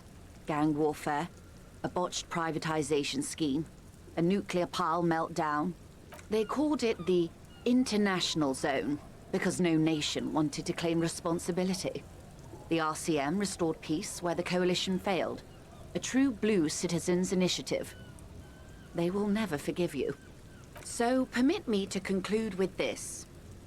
Who you are to me is the police, the only legitimate law enforcement authority in Revachol. Thank you, ma'am. And if those authorities drink so hard they need help recalling the basic terms of reality, well, I'm here to help. Tell me about this world again. What world? The only one, I suppose. The world of matter. And its pale antipode. Great bodies of water, forest-covered surfaces, clusters of light where the cities lie. You've seen the montage. We all have. This world is enough. A frisson lifts the hair on the back of your arm. Wind sweeps the surface of the bay. The wind is sweeping the waters. The world is a suzerainty of Revachol. There is a term of endearment they coined for it in the DeLorean century, when humanity was high on this world, discovering more and more of it, these archipelagos included. Elysium. It does. A term of hatred that originates, like many such things, with let's. I am, after all, Yeah, glad nothing to new have been here. of assistance. The little that I know. Thought there might be something there that I missed, but if there is, I don't feel too much like digging for it. I think we're just ready to wrap up day 4. Get into the real shit.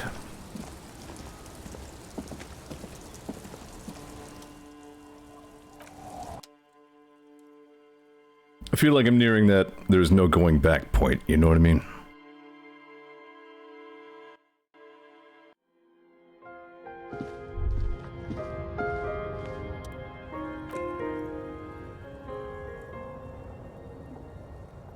The bed underneath you is soft if lumpy.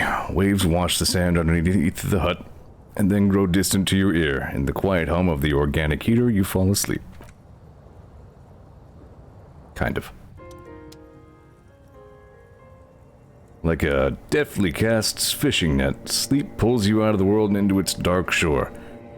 The rough mesh chafes, and then tightening around you, it digs into your brain. Dark shore, my ass, I know what this is. Never have been on a date with a fisherwoman, no. How have things been going for you out there? Helped anyone lately? Saved anyone lately? Murdered anyone lately? This bastard isn't even listening to you. Because you know you are a murderer. A disco music listening psycho killer who offs poor people and then forgets about it. Shut up, I just want to sleep. Hear that? Iceman wants to sleep. He doesn't care about killing people. That's nothing to him. Black water under the bridge, the thing he's really scared of, is much, much worse than that. Why are you doing this? I just want to sleep. I can almost see the dark. We're trying to help you. All these processes, these tortures, voices, and tremors, they're all just distractions. Flares and countermeasures to keep you from the last dream. The worst of them all. The last dream. The last dream will be total annihilation, cinders peeling off the fuselage. We won't be there to help you anymore, Harry. We will be dormant. You'll be naked and alone. And the air will smell of apricots. Of hell and ancient sadness, brother. 10,000 years later in front of the video rental, there's a warm breath on your face again. Everything is okay again. Everything is so okay. Doesn't sound like it'll be okay. Your eyelids flutter open for a moment. When you close them again, you sense the light of the room again around you. You're back. In 2 seconds, the alarm will ring. The last thought in your head before waking is maybe you shouldn't have seen that stained glass window in the church. Church. Freaking window.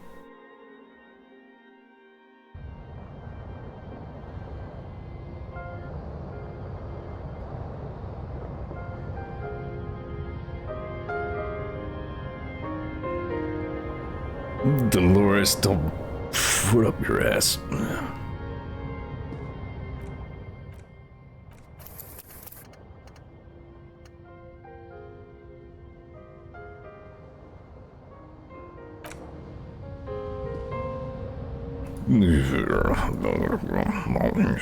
Where are you, sir? I'm gonna go get my dye first. Don't want to get up and just get right on the case. Ease into the day a little, you know. Morning, Lieutenant.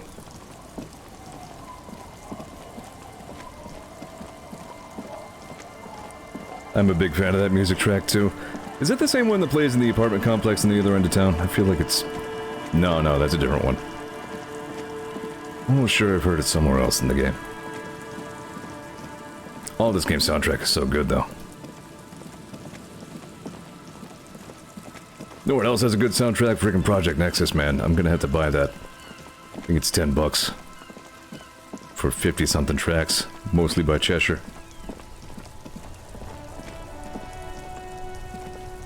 Still, this is my favorite, though. I love the music that just plays right out here.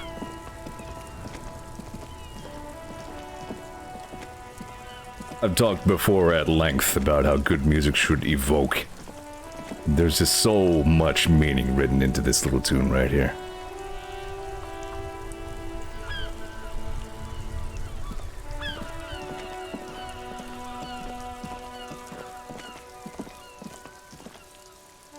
This is really the story of Martin S. The world that got blown the hell up and still only kind of ever put itself back together.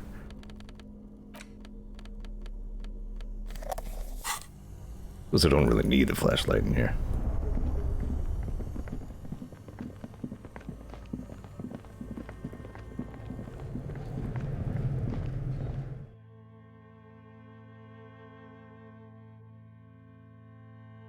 Yeah, certainly. I mean, it was given that it wasn't going to sound, you know, have the exact same feel as the animations, but, I think he did as well as he could, which is to say extremely well.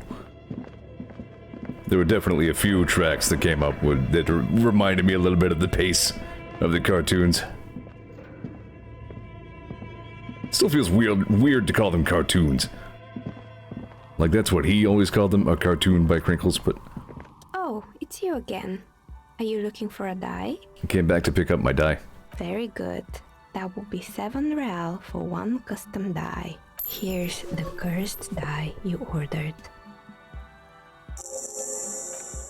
The phrases read, God is indifferent, take all, lose all, 50-50, nothing happens, and pale. Wow, I like this die. What is this? It's a die. Try rolling it. You throw the ball on the floor and it ends up with one of the phases facing upwards. God is indifferent. Good. Now roll again, detective. It lands on exactly the same result. God is indifferent, it declares again. It's a sphere pretending to be a 6-sided die. Each roll will end with one of the phrases facing up. The die originates in Ilmara, where it was used for cleromancy. Except I've weighted the die. When you try rolling it, you realize that each time it gets you exactly the same result. God is indifferent. This is our curse. It's even worse than she says. God is dead. We live in a forsaken age. I love it. Thanks, I'll keep it. Good luck, officer.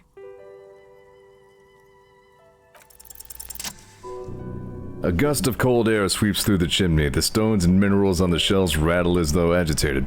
For a moment, it almost feels as though you're outside the building, exposed to the atmosphere.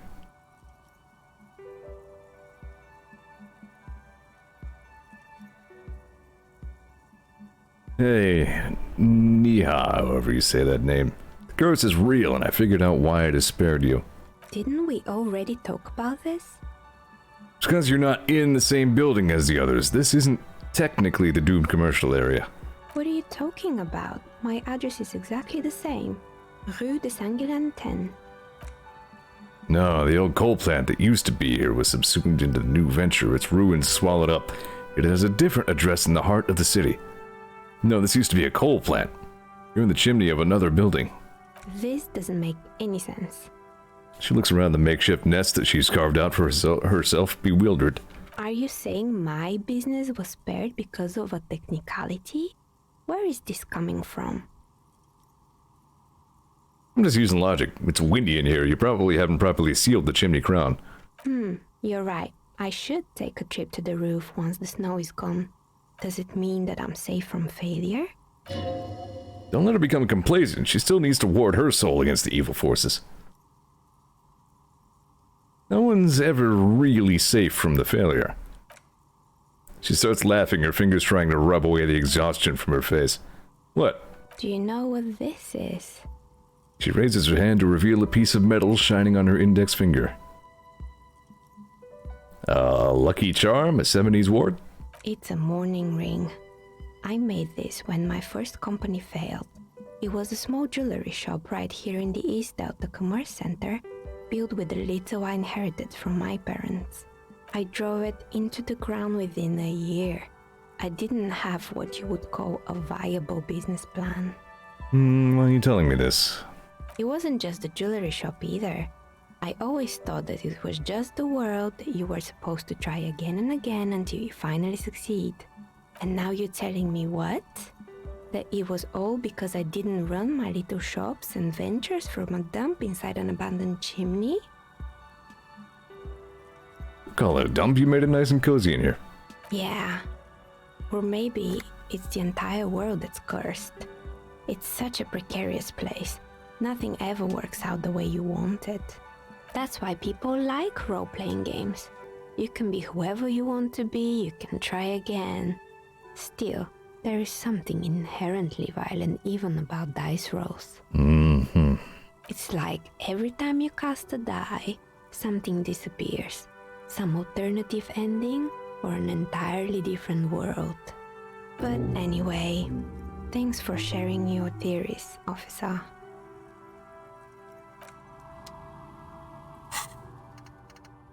The precarious world. Seems like the point of this game is victory, the absence of defeat on all fronts. Victory in business ventures and creative undertakings, victory in love and over other people. Political victory, ideological victory, hell, even sexual victory. Definitely a lot of object-based victories too, having things and not losing them. One problem though, not a lot of victors in sight. Everyone's mostly losing. Why is that? And how do you not lose? All red checks fail. Nah, I'm good. The cursed Ilmaron die.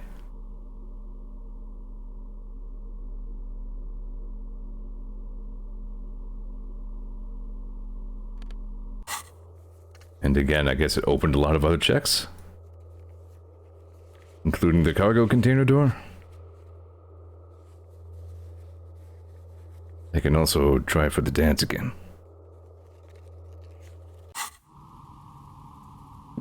I'll get to that later, I think.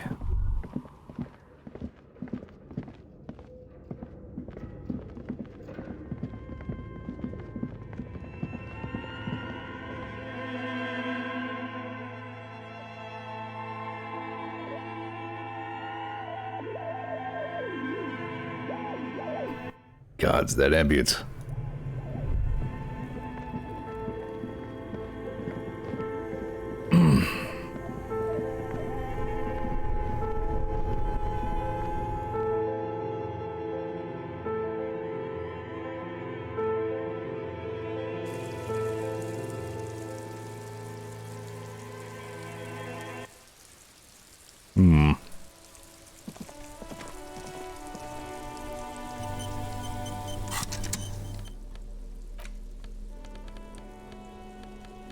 Alright. Let's get to it.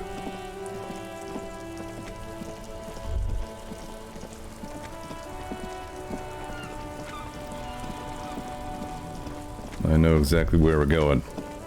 I know there are other distractions and all. It's the dawn of day 5 here. Got detectiving to do. Still keep seeing that and thinking it's a thing. If it is a thing, I don't have the build to see it.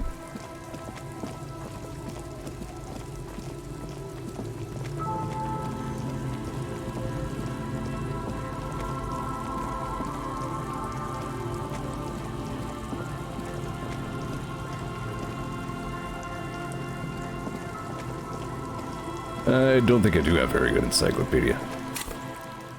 Yeah, no, my encyclopedia is terrible.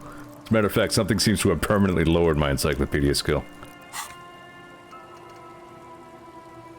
Yeah. Thanks to my, interest in, cryptids. The encyclopedia lies.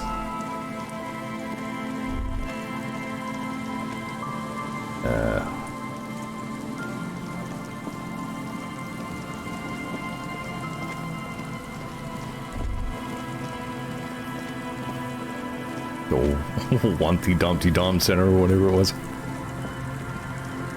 There's no way that's real.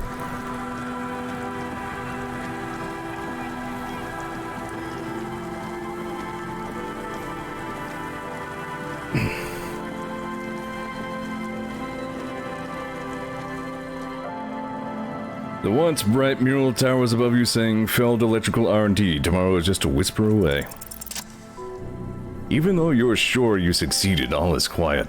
There is no cold hand brushing against your forehead, no rustle in the reeds. The wind has died down. The ruin in front of you is as silent as a tomb. What was I even attempting to do here?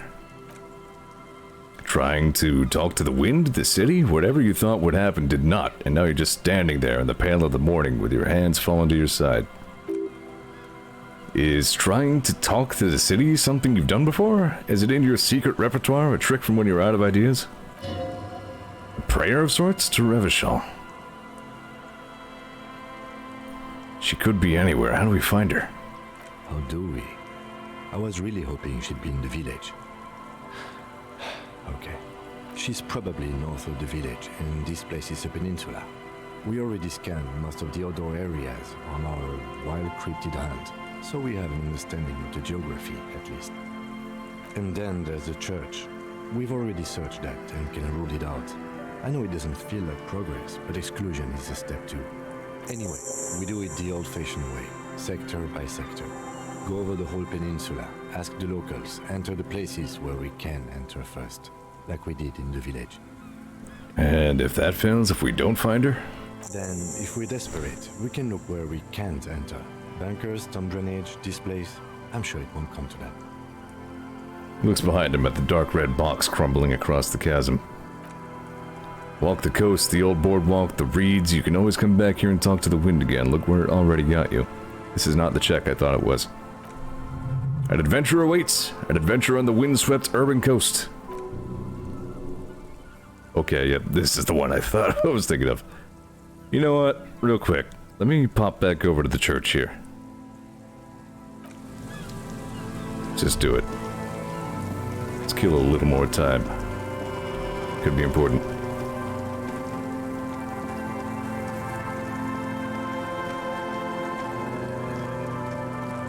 I'm like doing a bad job of making up my mind what things I want to do in what order on tonight's stream.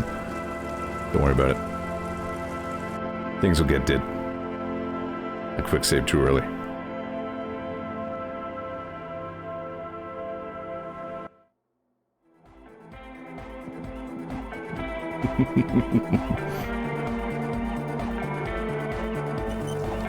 Wait, quick save too early again. Hang on.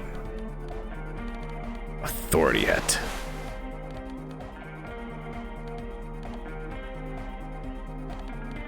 What about my shirt? Should I wear my insane mesh tank top? Maybe no. Maybe no ever.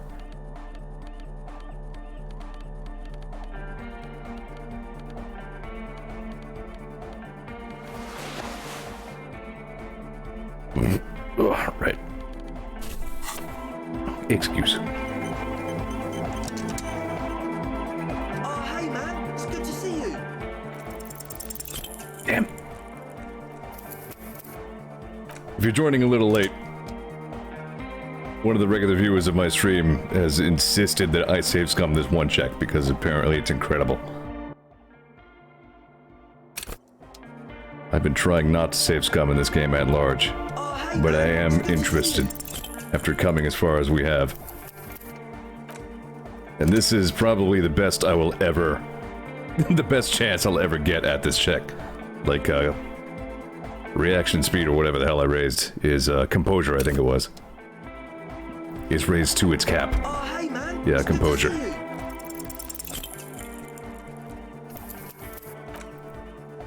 Genius 42 etc. is also saying this is the best check of the game, so alright. Here we go, I'm gonna try to get this.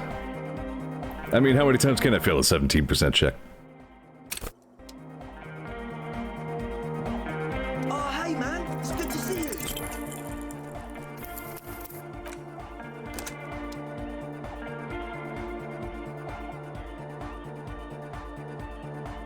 Yeah, Can's also warned me that I needed to have high authority as well. Which shouldn't be a problem, I'm mostly a purple build, so...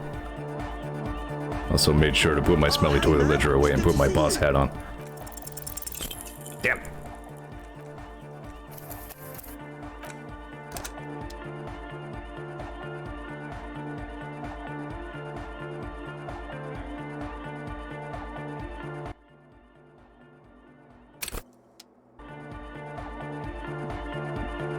Oh, hey man, it's good to see you. Yes! You close your eyes and vacate your skull, leaving your brain to wonder, where did that little fluttering light go? Total darkness! You sink down the darkest fathoms of your own personal deep, vertebrae by vertebrae, through the unformed skulls of your spine. Here it will begin. Where did the church go? Who fucking cares? Good. No, not good. Orgasmic. Where did the music go? Oh, don't worry. The music is still there. It's you who are gone. No, really, why can't I hear anything? This is a pivotal moment. Try not to piss yourself. Nothing. Just the immaculate silence of your spinal fluid electrified. What was that about unformed skulls? Psst, I'm gonna let you in on a little secret. Every vertebrae in your spine is an unformed skull ready to pop up and replace the old one like shark teeth. The one you're currently in has a little brain forming in it, waiting for its turn to rule the world. Who are you? I am the spinal cord. What is happening? From what I can see, it's about to bust a move. Foolhardy, do you even know what's happening on the surface? Maybe 1,000 years have passed, or maybe you started spazzing out like 2 seconds ago. With your eyes still closed, the first thing you feel all the way back in the pivoting darkness of your own torso is warmth. You have become a triumph of rhythmoplastics, somewhere at a smelly wooden church on the coast of Revachol. The wounds from the war you've waged on your body are healing, twist by twist, turn by turn. As you open your eyes, you should scream, "Hyper! Hyper!" Oh man, look at you go. You have become a flawless interlocking mechanism, a flesh and bone approximation of the throb coming from the speaker setup of the one called Eggheads, entirely rigidly imbecilic without pity or fear. Free from self-awareness, no deliberation only, and I mean only, execution.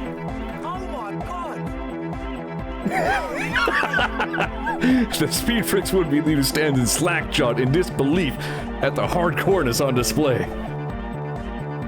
This is really happening. With his reel-to-reel mixer blasting the anthem of a future that will never come, the young man observes your movements for a second. And blasts into the same hideous pattern. He throws a screwdriver and a bunch of drill chucks into the corner and explodes it to dance. When he lacks the sharpness, he more than makes up for in violent enthusiasm.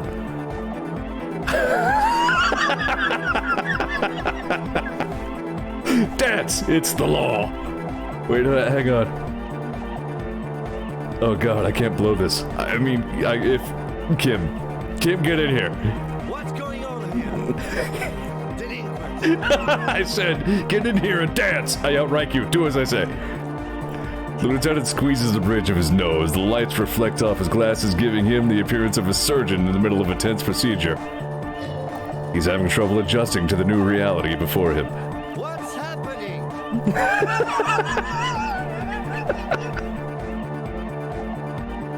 I have become Dance, the destroyer of worlds. Good for you. Rock on, then. Hey, I called you to dance. What? Yes! Kid respects me. I outrank him. Who's the one in charge? You are. Lieutenant, I'm only going to pull rank on you this one time, and that time is now. Are you kidding me? I assure you I am not. Now get your groove on, Lieutenant. Get my what on? I said, get your goddamn groove on, Boogie Woogie! He backs up with his hands raised in the air, observing the crisscross of your feet. Okay, you psychopath. I see what you're doing there. It's jacked up footwork. Plus is that Ubi folk dancing? Nah, it's not Ubi folk. It's hardcore. Yeah. Whatever. You talk a big talk, Lieutenant. Let's see some moves. Oh yeah? I did 15 years in the juvenile crime unit. I can do original. Now, check this shit out. My god, yes. You're right, this is the best check of the entire game. The lieutenant begins to heel-click the church floor with such intensity it's reasonable to fear he'll kick a hole right through it, causing the floor to crack and the pillars to collapse, bringing the church roof down on all of you. Doesn't look like he'd give a shit either. What are you doing? The young woman lifts her headphones up slightly and raises her chin, looking at you expectantly.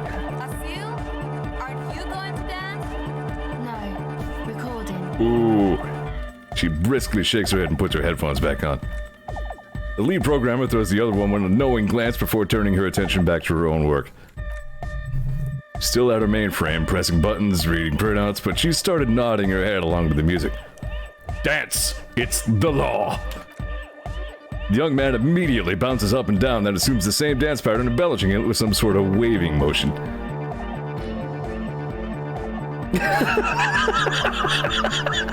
The authority of the law is clearly unquestionable. Is there anything more I can do here? I want to break the limit. The dynamic motion of your flailing body is bordering on the extreme. You're going off the charts. You feel as if turning on the hyperdrive will be a point of no return. Feels almost melancholy. Are you sure you will have the entire posse along for this? Together, where are you? Here we go again! Hardcore fills the air! The sound above my hair! The what now? The sound above your what? Above my hair, man! Okay, this is too imbecile. Excuse me. Nope, hyperdrive. Oh, Snake Eyes.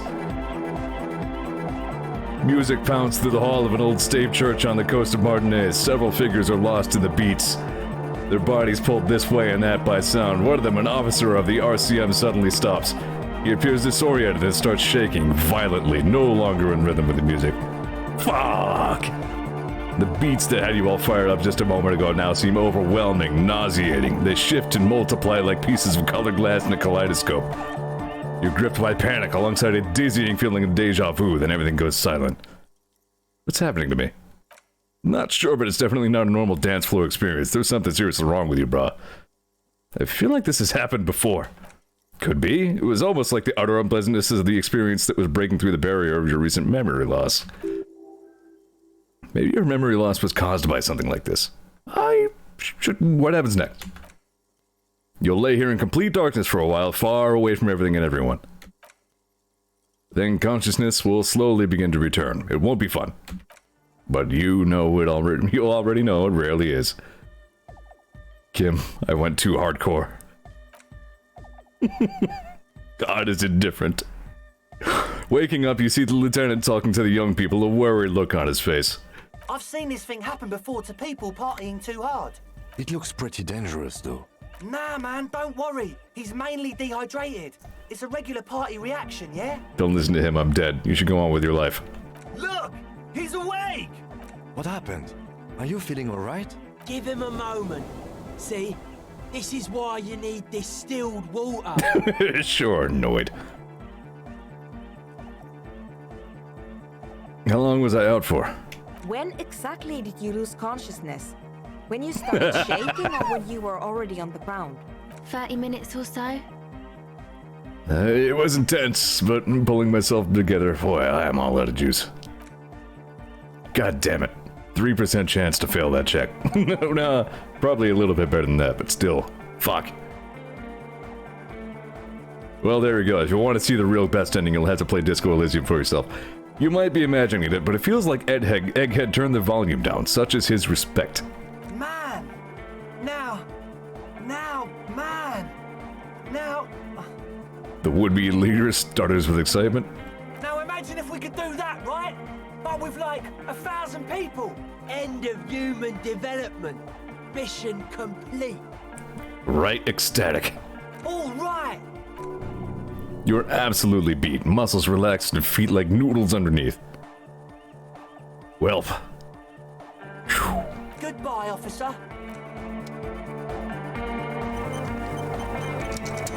Genius says Andre's over 40, he says in one combo, really? Yeah, I found out Harry's age. Actually only like a year or two older than Kim, I guess. Well, that was all incredible. It's a shame we failed right at the end. At an extremely low probability. Even so, I feel fulfilled. Thank you for needling me to save Scum that. I am glad we got that on stream. I shouldn't say needling, prodding, provoking, spurring, perhaps. At no point was I irritated. Ergo, not needled. Am I still wearing my police hat? You know what? I like the police hat. It's a good hat.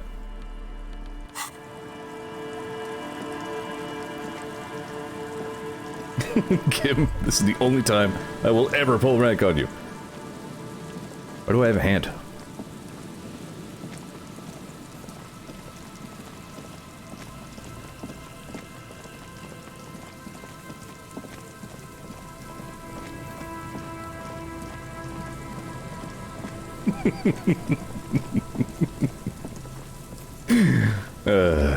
What a game.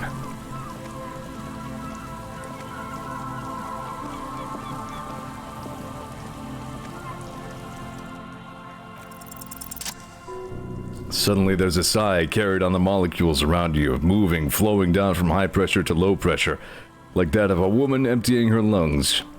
She wraps the collapsing stone box in front of you in her breath flowing through it. Where does it go? Into the collapsed roof, flowing down a concrete staircase to the basement, sweeping away footprints in the dust on the stairs. And then the beach below the boardwalk, its winding tunnels a whisper away. What is happening? She's down there. I think she's down there, below this building. Okay. Why? The wind told me. So, how do we get in there? The doors were on the collapsed side of this building. They're gone, basically. She's just like, okay, wind. Anyway. Finally, my time to shine. Yep, sure. Let's go ahead and bet it all on that yellow check. We know I'm real good at those. There's a ladder next to the sign. Maybe we can climb it? Enter through the roof? Perhaps you can climb them. We are not climbing anything. I'm 43 years old, and I plan to live to see 70. Man, you're 1 year younger than me. So, what are my odds on this check? Oh yeah, you know what? I don't need to climb. I can teleport. A rusty ladder leads to the rooftop. Some of the rungs are missing.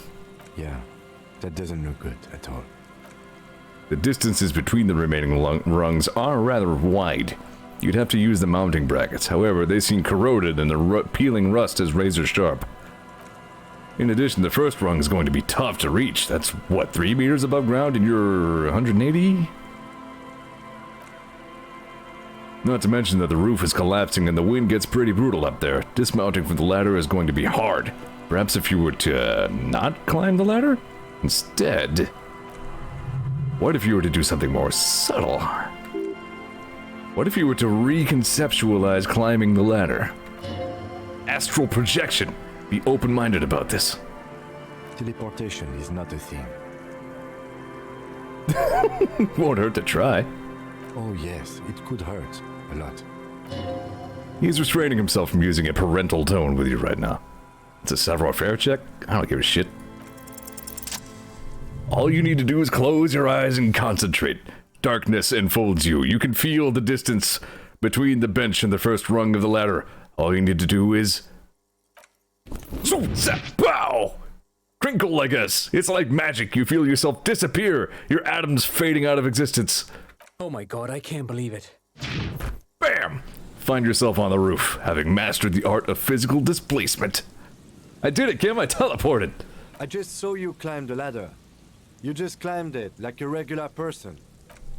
The wind at the top of the building starts howling loudly, blowing away the lieutenant's voice. Faintly, you hear... Never mind. Find a way to let me in when you get inside. Don't go adventuring without backup, especially if we think the suspect may be hiding here. Teleported. Using my magic savoir-faire powers.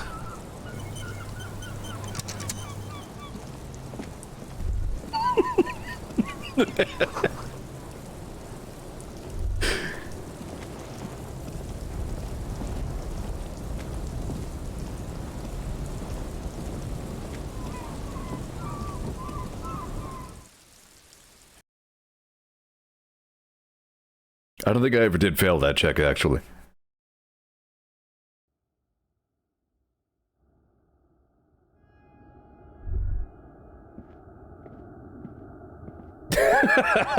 Ken says if you fail this, you just kind of stand there clenching your ass cheeks super hard, and Kim just being more and more confused. And you gotta make sure your shit is together. Oh, it's a postcard.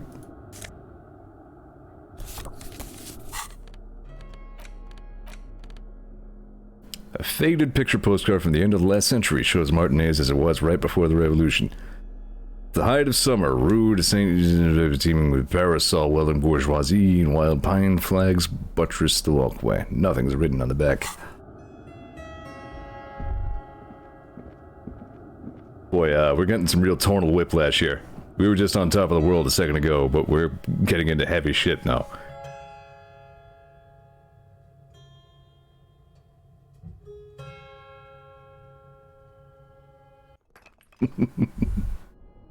I'll never forget that scene.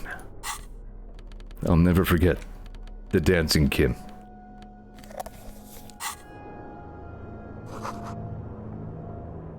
This collapse nearly sealed the basement. One could barely squeeze by. Antiquated office furniture. Last century, maybe? Brought down and forgotten so long ago. Overturned table is covered in orange mildew, crawling with something. Old filed folders in the cart, documents silvery with mold.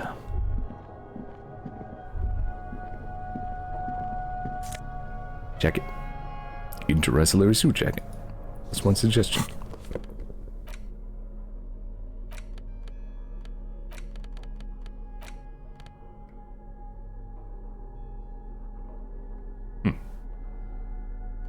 Actually, I should get my ledger back out.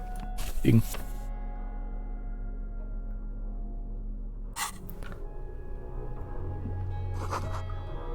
A series of thick, dusty panes of glass. Yeah, we need to let Kim in. Oh, Kim first.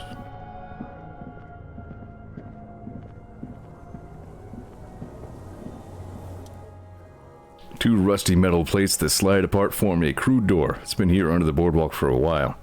Who's there? What do you mean, who's there? It's me, Kim. Stop playing around and help me get this door open. Who's there? What do you mean?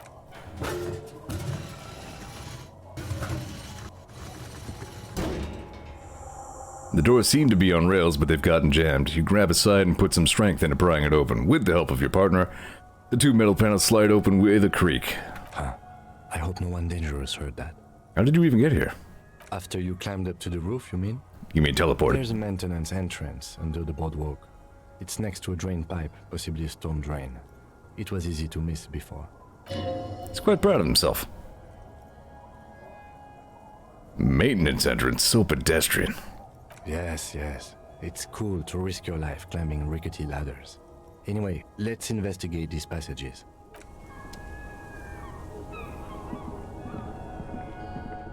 So there's some furniture and some dirt.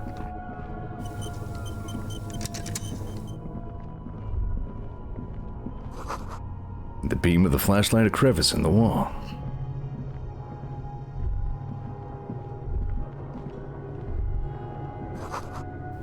Stale fabric smell and dust. No one slept here in months, maybe years. Communism hat.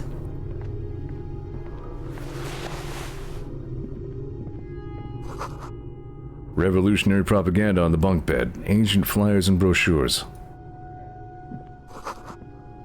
Pots and plates full of dust and spider webs.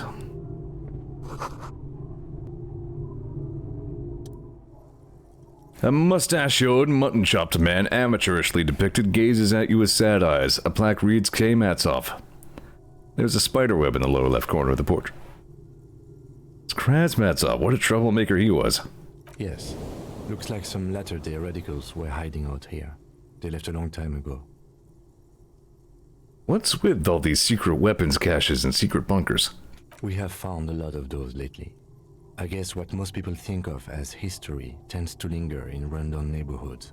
Martinez being what it is, no one has gone through the trouble of cleaning out the old bunkers. Good hiding place for someone who's up to no good. Could it be connected to the Matsov bust we found in the students' room? Millions of depictions of Mazov have been produced. They're not all connected. Besides, that looked like some student. The youths always go for this kind of stuff. Could someone have stopped through here recently? You mean like Ruby? No, I think we've stumbled on a piece of history.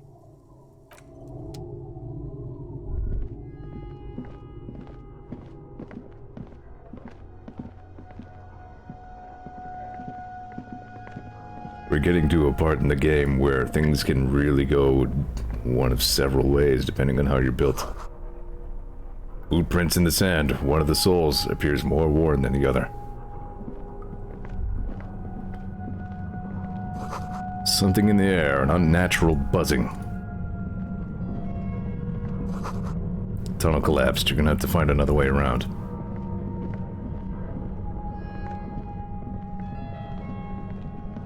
So glad they actually modeled, the 3D environment so that the flashlight can cut shadows across everything like that. Really adds a lot to the atmosphere. Getting louder, the buzzing sound. There it is again, like a swarm of hornets buzzing under your scalp, a strange tingling you can almost smell.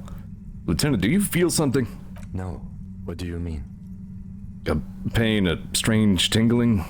I don't feel it, but we should still be careful. There were footprints back there, and I'm pretty sure they were fresh.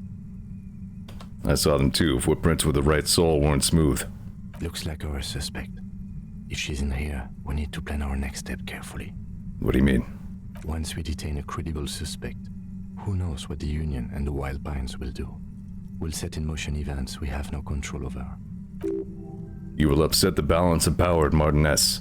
The deadlock between the company and the Union will destabilize. Keep calm. Go over the whole situation in detail. Well?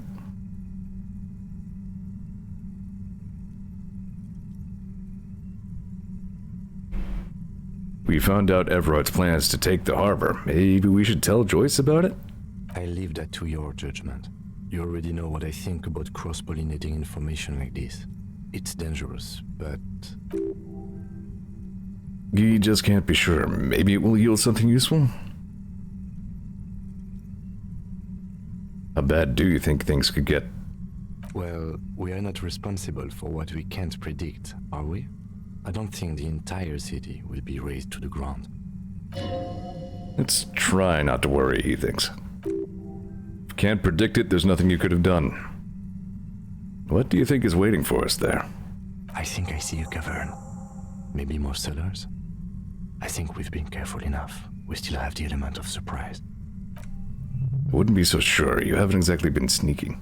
Or maybe not. Either way, once we go deeper, there will be no turning back. I think we need to just go for it.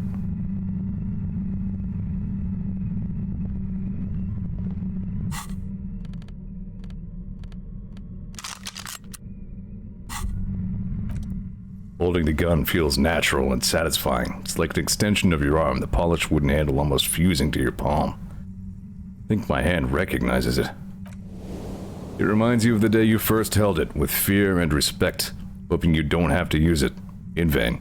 The sun was out in Jamrock. It was so long ago. This gun, Sunrise Parabellum, will be the only thing standing between you and the all-consuming nothingness that threatens to eat the world. Sheath it and wait, Harold. It won't be long now.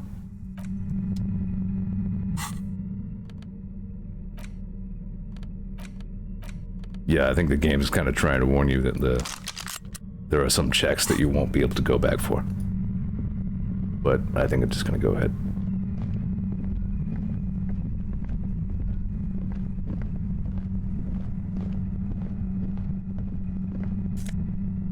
Monies.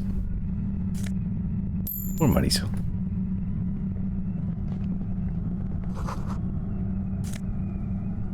And a coat.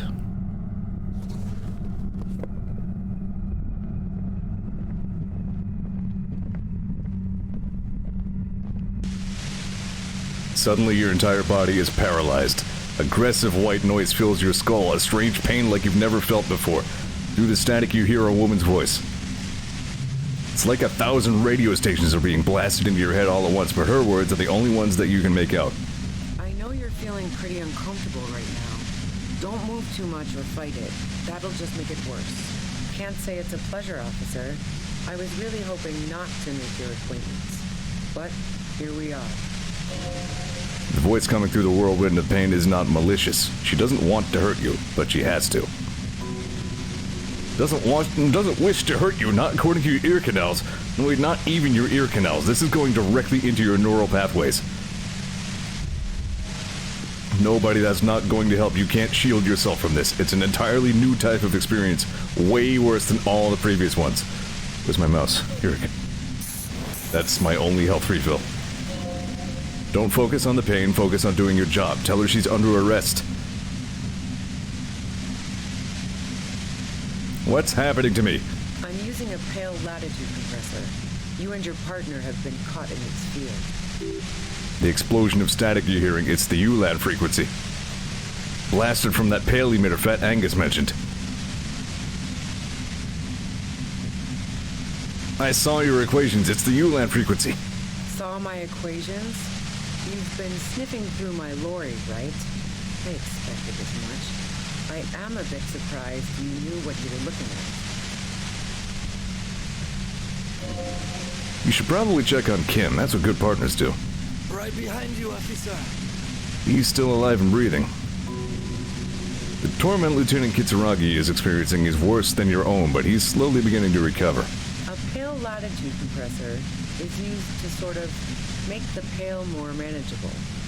With a lot of these, you can force a radio signal grid on the pale, literally crunch the distance across it. Signals are relayed across a series of repeater stations fixed to buoys. Not a fun job manning those stations. All alone out there in the pale, people lose their minds in just a few years. Sounds like she knew someone who used to man one of those stations, but she won't tell you about her. Boy, you're one apathetic police officer to have even guessed that right now. So, what we are experiencing is a concentration of radio waves. He gestures towards something with great effort. Precisely. This is an industrial strength paraboloid. It's meant for forcing dimensions on something that doesn't have them. Needless to say, the frequencies used are out of this world. At the upper limit is the large prime number generator station. It's used specifically for pale latitude compression. That's why you may be hearing some numbers. But you might also hear, or think you're hearing, local radio chatter. She's been holed up in here for a while with no one to talk to. Keep her talking, you might just get an opportunity to break loose. Have you experienced the compressor yourself? Yeah, I stuck my head in there before using it on you. It seemed like the ethical thing to do. Can't say that I enjoyed it. The field was weaker, but I can imagine what you're going through. How did you get your hands on this thing? I built it myself. That's illegal. I'm guessing it's patented. But we are beyond that, aren't we? Oh yeah. Way beyond. She studies her death ray and the law officials trapped in it. This is all great, but let's talk about the man who was killed. Yeah, let's not talk about that shit. You were hunting me and fell into my trap instead. That's all there is to say about it. So she thinks of you as hunters, not cops, and of herself merely as prey. Please, could you turn it down so I can ask you something? If you've got something really important to say, you can do it through the white noise. If you were looking for a deal on mattresses... Turn this. God damn it. She regards you and Kim with sudden sympathy. Fine. If you really want to talk, I can dial it down. I've also got a gun, by the way. She steps reluctantly out of the shadows. The pain lessens. She's carrying a 2-barrel front loader. Remain careful. Well, it doesn't feel much better, but you can form sentences now. Thinking doesn't seem to hurt as much. Just keep her talking and you'll get through this. How did you know we were coming? I heard you in the passages, and I've been preparing for quite a while. By hiding bullets under floorboards? So you found my shack, huh? I'm not surprised. Yeah, I live there now. Her tone is bitter. She thinks she's been betrayed. She didn't rat you out, by the way, Isabel, the washerwoman. So nice. That's one knife I didn't want to find to my back. You don't need that. Not anymore, no. This could have turned out pretty bad for me if you hadn't walked right into 25 bands of ultra-high frequencies. That's her admitting the bullet was an emergency exit. It was dark in the shack. The waves outside had calmed down. She looked at the loaded gun, then cracked the barrel open and took the bullet out. Not today. Did you shoot Lely? No, I didn't do it. I only helped stage the lynching, though I doubt that makes much of a difference to you. Who ratted me out, by the way? Was it Titus? No, he wouldn't have broken first. All right. Claudia was the first to share her suspicions. Oh, I knew the kitten had claws, but not like this. But she couldn't have known I was on the coast. How did you find me? Your first guess wasn't entirely off. Titus and his boys, man.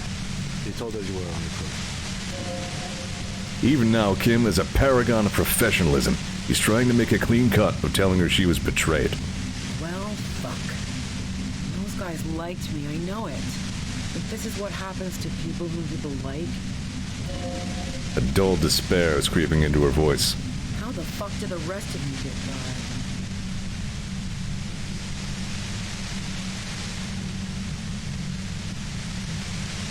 Do it by asking questions, and I have some for you.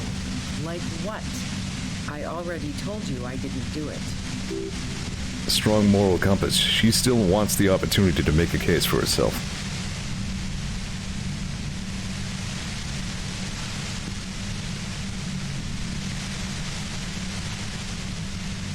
Would you say that Elliot was a likable person? I didn't like him. Hardened mercenaries aren't particularly likable types. Did you feel protective of the Union? Yeah, sure. And I didn't like Wild Pines sending in those foreign hirelings. Me and a fuck ton of other people around here. She didn't hate him, okay?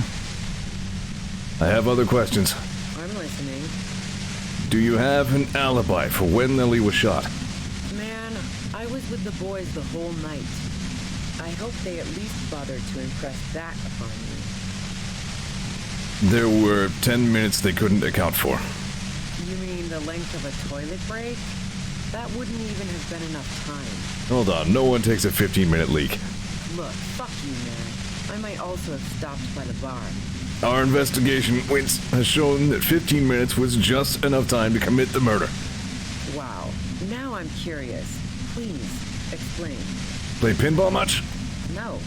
Not since I was 14 and hanging out in the only diner in Dardun. Haven't been into low-risk, no-reward games since moving to the city. Why?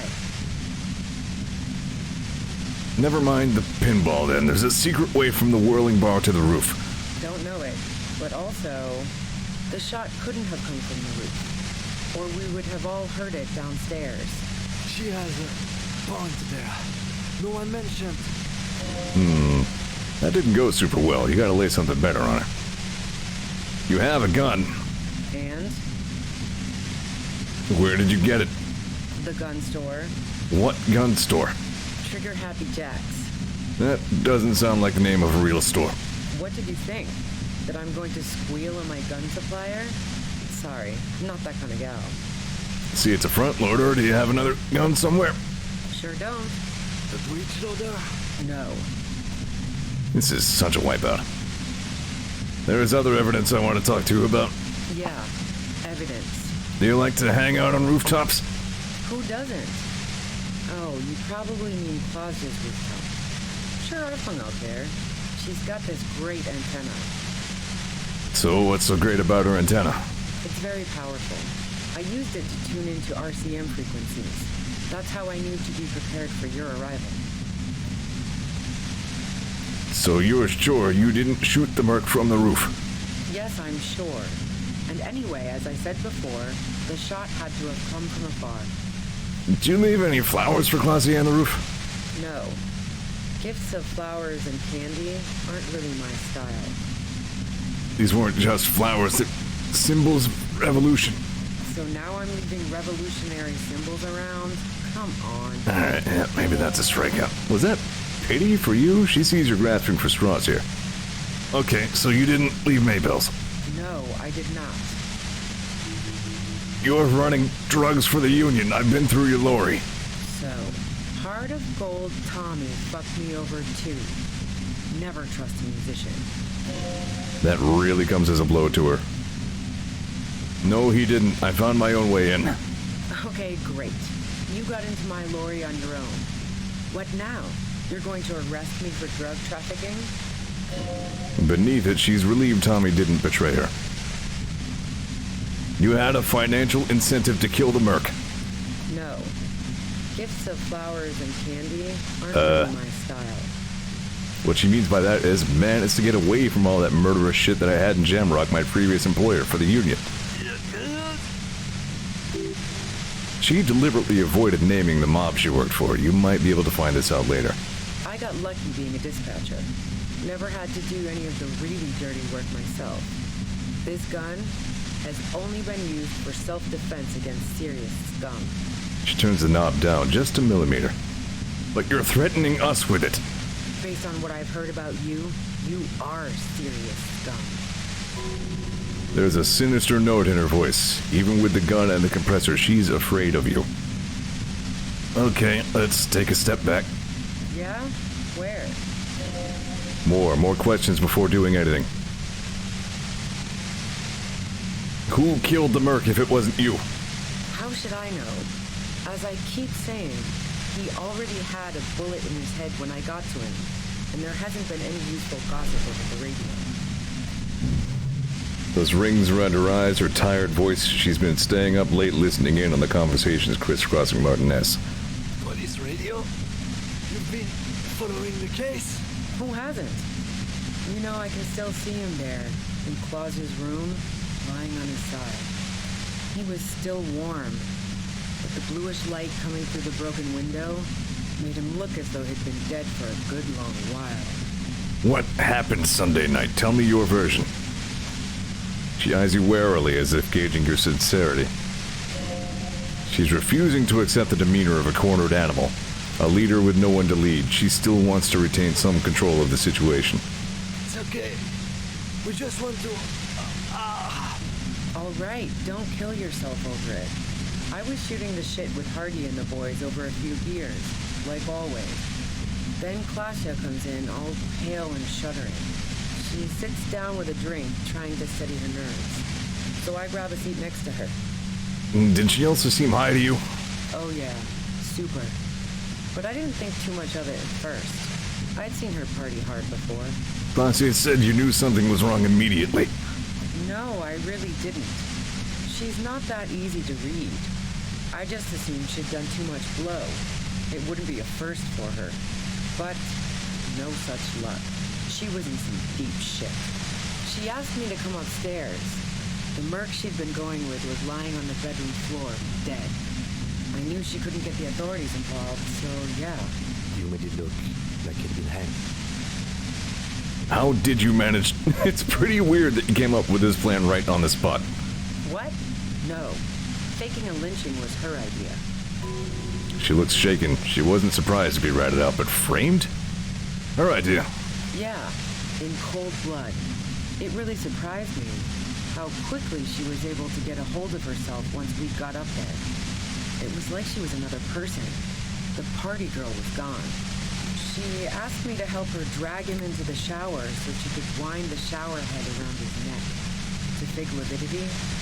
Then she dressed him while I went to get the Hardy Boys. Klasia knew exactly what she was doing. You can't remain calm under pressure otherwise. That's bad that she'd be so calm. Yeah, I wasn't sure whether to admire her or be disturbed. Do you think she killed Lily herself? As I keep telling you cops, we didn't hear anything downstairs.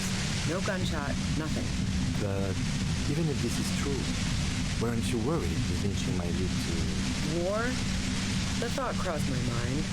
But the mercenary's death was going to have repercussions either way. Although the way things are going, fuck it. I'm not responsible for these people after what they did to me. If you didn't kill him, why hide? I saw you roll into town. I wasn't about to stick around for questioning by a goddamn La Puta Madre agent. What do you mean, La Puta Madre agent? Yes, you. Everyone says you're his peon, his human can opener. Through the sudden sharp pain in your head, you hear the lieutenant mumble something to himself. Fucking hell, and why me, you hear through the white noise. It's especially bad suddenly. Felt like a vein exploded. Who is everyone? How do you know this? Everyone in Jamrock. The cops, the criminals. Why do you think I'm holed up in here with a goddamn death ray waiting for you? If she knows that about you, she must know your real name, too. Tell me, what's my name? If you know that about me, you must know my name. Harry Dubois. One corrupt motherfucker with the disco pants and a funny tie. Agent to La Puta Madre. Someone mentioned a fucked up tie. I call bullshit. You're too crazy to be corrupt. So she knows your name. That doesn't mean you're on the take. Criminals make up boogeyman stories about cops all the time. I don't know. Sounds pretty convincing to me. La Puta Madre. I've heard of La Puta Madre. He's dangerous, right? Is that a joke or a threat? I'm guessing both. I'm sorry. I know I'm supposed to know all about this, but I've lost my memory recently. Yeah, sure. She doesn't believe you. I'm sure La Puta Madre himself will explain it all to you soon enough. What did you do to this Madre anyway? You've been to my lorry. You think the biggest player in Jamrock appreciates competition? Now I have Harry Can Opener in my lair. Fucking Titus. She's not going to change her mind that easily. She still perceives you as a threat. Wait, one thing, possibly small, but she said that you rolled into town. Was that you singular or plural? She might know something. When I came into town, was there anyone with me? Yeah, you had your death squad with you. What happened to them anyway? Who was in this squad? Well, it wasn't this scrawny dude. You had 2 guys and a lady. The guys looked pretty buff. Lady wasn't bad either. What else can you tell me? One of the guys seemed chipper, a blonde. The other had a brooding something or other about him. And the woman was the only one in uniform. All were carrying. Wait a minute, it's another dude? That sound about right? No idea who these people are, literally. Satellite Officer Vic Mare looks out the window grimly, then puts his coffee down and turns to Patrol Officer Minot. Either take a room here in the Whirling or go home for today. Let's go home, Jean. Nothing's going to happen today, she responds quietly. Jean takes his blonde wig off. Call Heidelstadt, he can give us a ride. I think I know them. They're Martinez. Fantastic. I've got to get on the road. Then you can go find your friends. Unless you have anything pressing to ask me. Do you know about the bunker next door? What bunker? The communist hideout back there. Don't know anything about it. No one's been around since I set up camp. But I'm sure I'm not the first vagabond to... The voice trails off into white noise in your head. Feels like an aneurysm approaching. Keep calm, breathe in. After the pain recedes, it's a little clearer.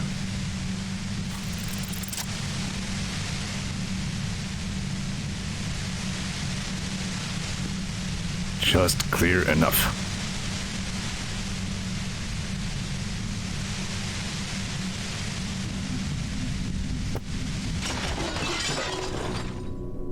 You did it. The compressor lies broken on its side. It's quiet in your head again. Still hurts like hell, but... You okay, Kim?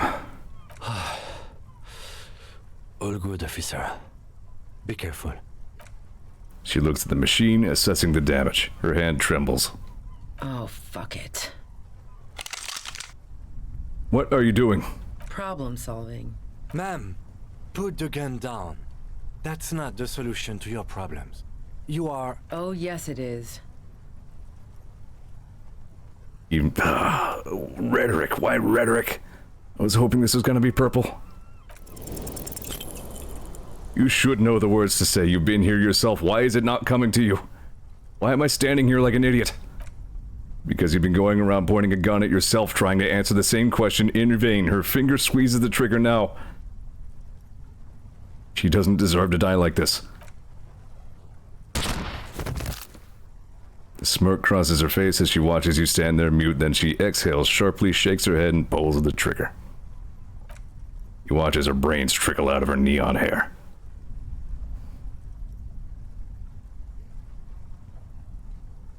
God. Fuck. Get a hold of yourself. He needs your support now, too. What did we just do? Our job. It went really bad. And now we need to clean it up. She died. How can he be so cold? She killed herself. I failed to talk her down. Lieutenant Yefreitor Dubois, control your emotions. We did our job. This won't be the worst thing that happens on this case, believe me. You can't let this break you. There's no coming back from this one. It will stay with you in nightmares. Okay. Okay. What do we do now? We clean up. It may take days for processing to pick up her body. We need to move it somewhere. That tent there. Fuck. Damn you, rhetoric skill.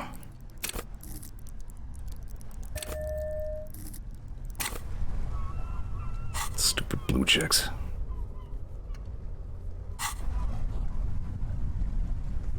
Well.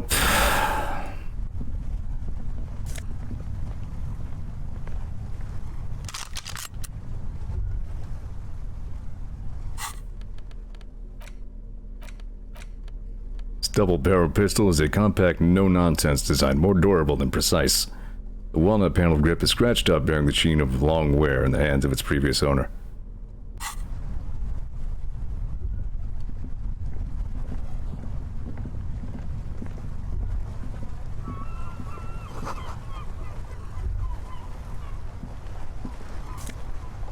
Oh, good.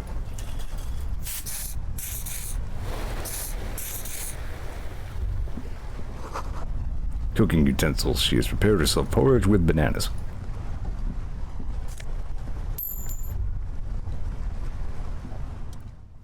The plain red tent stands by dispassionately. It was pitched by practiced hands. She was used to camping out. See a rolled up sleeping bag and personal belongings. We should put her in the sleeping bag, so the rats don't get to her. Okay, let's carry her over here.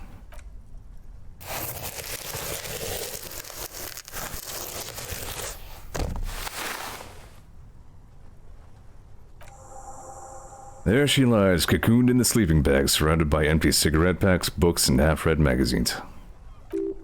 Magazines, you should look through them. The sorted softcover is mostly pulp horror. A motor carriage lies buried in the snow on one cover, on another, a ghost airship. We also see a collection of radio enthusiast magazines. See anything? Rega Monthly, Journal of Material Science, More Technological Digest. One of the magazines doesn't have images on the cover. It's not a magazine, but a leather textbook. Leather notebook, I'm sorry. Pocket the worn brown leather journal. She watches by, motionless. We should read this immediately. Like, right now. Yeah.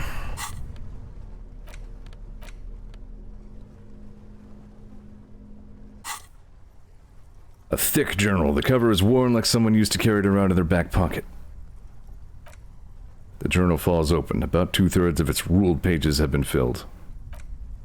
The large cursive of someone who writes quickly and confidently. It's a mix of logistical notes, diagrams, and personal reflections, all dated.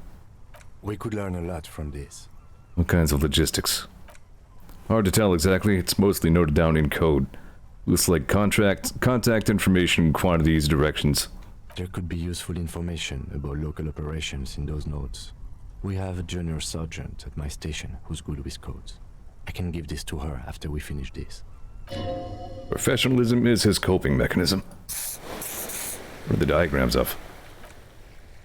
Esoteric radio technology. The most recent ones probably pertain to the latitude compressor. Sketches, calculations of distance and density. You make out a familiar spiral shape. Anything personal? Short, wry observations of people and places, probably a way to pass the time on the road. Also what appear to be attempts to sort through some difficult decisions. There are a few passages with many questions in them. Staff issues, always tough on the leadership. You smell traces of betrayal. How far back do the entries go? The first entry is from August 2nd of last year. It reads simply, I know my position is precarious. All I can do is make myself as useful as I can while looking for a way out. Remember, no one is indispensable. What did she write the day Lely died? Nothing on March 4th. March 5th, though, well, that's bound to come back and bite me in the ass. I'm bad at this. Loyal to a fault. Except, but that's another matter entirely. You have no idea what she means. These are personal notes. Don't expect to understand all of it. Anything about La Puta Madre? That name isn't mentioned as far as you can tell. Small wonder. Would you talk about La Puta Madre in your journal? You do see an M, though. Puta Madre? M is mentioned on March 9th and March 15th. Great. M's peon is coming into town. No doubt to investigate the lynching, but also I feel it in my gut to finally put a bullet in my head. While I'm napping in my lower ear on a smoke break. Well, I won't stick around just to twist my own neck by constantly looking over my shoulder. Then again, isn't that what I've been doing ever since I got the call? Things played out just as she had feared, except you didn't shoot her. It's in you to do something like this. Kill her, physically at least. You could pull the trigger if you had to. What a coincidence. Is it? Can you be sure? What if you are secretly being manipulated by La Puta Madre as you pursue this investigation? What if he wiped your memory on purpose? On purpose? That's pretty far-fetched. Been holed up here for 3 days now. I'm used to being alone and all, but I don't know when I'll be able to leave or if I'll be ratted out. They will rat me out, of course. I made it a point to believe in the best in people, the boys for example, but experience tells me... Did M feel truly betrayed by me? I was feeling threatened. He'd have to know if he threatened people, they'd take measures to protect themselves. Even I know that. Economic measures, first of all. Gotta make a living, right? I can still hear his voice in the receiver, taste the plastic. The entry ends abruptly. The call was a courtesy. He must have held her in high regard to personally tell her he knew about her plan to run drugs for the competition. What is the last entry? The most recent entry is from today. It reads... Even when I leave here, if I leave here alive, what's my next move? Staging a lynching is a crime, even if I'm not accused of murder on top of that. Forever on the run? Not really my idea of the open road. Man, I was really looking forward to winning. I don't think she killed the mercenary. It looks like she might have been framed. This whole thing was a detour, and a fatal one, he thinks. Don't get emotional. Okay, what do you mean framed? By the Hardy Boys? By class here? By us? Kim, am I really a La Puta Madre agent? No, I don't think you are. Ask someone in your precinct if you want to be sure. His trust is well placed. You aren't. You can feel it. Who do you think killed the merc? Could have been Titus. Then again... No one heard the shot. Maybe there's a Hardy Boy we've yet to meet, who acted as his accomplice. Either way, we need to keep an eye on him. One thing is for certain. We have business back in the whirling and rags. Questions to ask. We should get to it.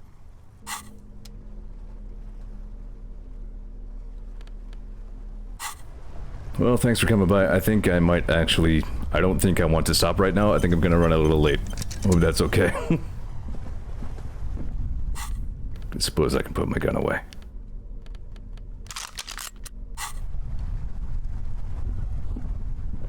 Oh, maybe that's why there was a hand. Because I had a tool. I don't know. Must have been it. Bratan, now is the time. Time for what? Oh, you will see. First the spirits, the blue medicinal spirits. Grab the bottle and uncork it. It's time to unleash the other world. Wait, right now? A woman just died, and you think now is a good time to party? Radan, life and death are inseparable. There's a party when you're born, a party every year to celebrate that birth, and a party when you're put in the ground.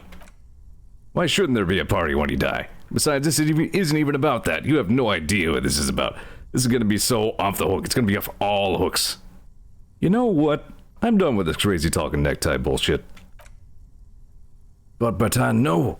Please uncork it. I can make it good again. Necktie, you and I are done. Both professionally and as friends. Be gone. The lifeless necktie looks like a colorful intestine of some dead animal. Oily, alien, and otherwise disgusting. What could have driven a man to wear something so repulsive around his neck? Seems you'll never learn the answer to that question. Sorry, but I'm not necktie cop. I'm sorry, cop.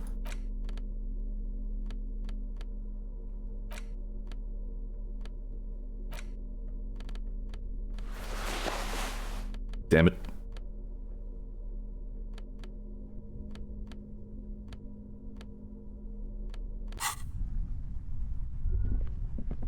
Maybe if I'd been superstar lunatic party cop, I might have stuck with it, but man, no.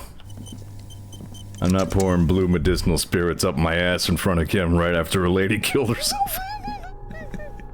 Get out of here. I banish you to crazy asshole dimension.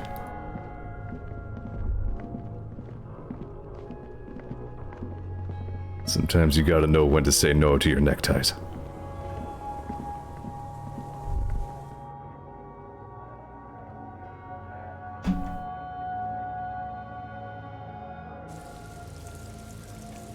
Two is an optimistic figure.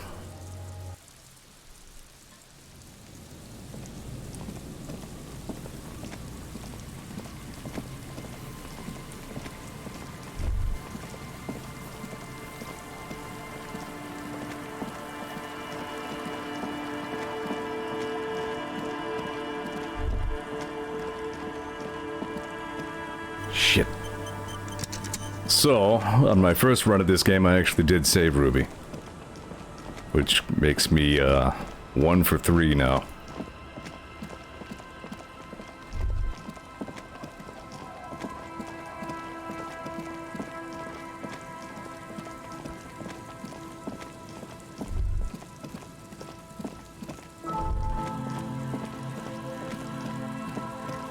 Rhetoric of all things, damn it.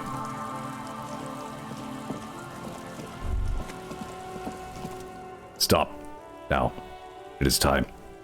For what? Crisis. Death. You can feel it in your blue soul. What am I supposed to do? Be prepared. Make sure you have your pepper box in your hand.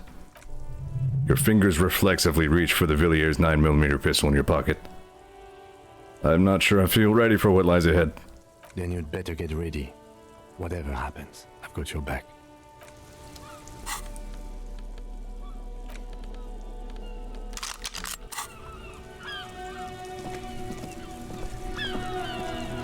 I'm all out of shits to give, loincloth. Welcome to the fucking reckoning.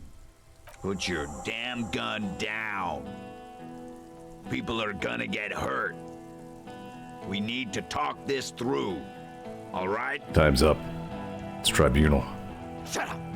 You're not gonna talk yourself out of this, loincloth shit fuck. This is the mercenary at the gates. His chest rises and falls under the ceramic chest plate. His fingers reach for the butt of his sidearm. Kim, what's going on here? This is a misunderstanding. Nothing irreversible has happened yet. You can just return to your unit and forget all about this. The Kipt is merciful, willing to spare us if we just forget about our murdered and humiliated commander. Who's their commander? I think we should just kill everyone, Corty. You are all drunk. Come to your senses. You won't gun down 7 people in the middle of the street. This isn't a frontier town or a jungle outpost. Easy, Lizzie. Let me handle it. I know guys like this. I'm sure we can come to a peaceful agreement. Ain't that right, fellas? He is facing overwhelmingly superior firepower, and he knows it. Peaceful. Also, who the hell? We were wrong about the number of mercs. Nest in your abdominal cavity like a little wild mouse. The masked man's words are barely intelligible, but you can hear them. Fuck, there's a third one. How did we miss something like this? The lieutenant is genuinely worried for his life. You should consult him before getting in there. What do we do? My plan is not to get killed, but we have to intervene. Stop. This is the police. Get lost, comedian. You cops had your chance.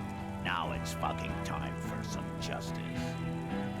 He licks his lips, waving his gun at the crowd. Losing his balance for a moment, he staggers backward. Look at me, with my empathy feet, and my little red scarf, and my police hat, and my pinball coat. I'm the police. I think he's calmed down a bit. No, he didn't. He's about to open fire. No, he's calming down. I can talk to him. You can't think that way now. This is serious. Pig, fuck! Easy now. No one needs to die here today. Oh, people are gonna die today. We're not leaving it like this. These tribals, hung him up for everyone to see? No one is going to kill anyone. Let's just put the guns down and talk like civilized human beings. With a wordless gurgle, the killer loads his long rifle. The leader gives a small nod to the helmeted man. Suddenly the grip of your sidearm feels comforting and warm in your hand. Feels like it's saying, do it. No, wait. It's good that you have that gun. It really is. Just soften him up first. Present an argument. Even if it comes to a fight, it's always a good idea to drag it out first. Get under his skin. I don't know what about this is getting under his skin. What if he gets under yours? I'm barely keeping your hand from trembling here. Peace. Always peace. It has worked thus far. Start with the first idea you have, then move down from that, please.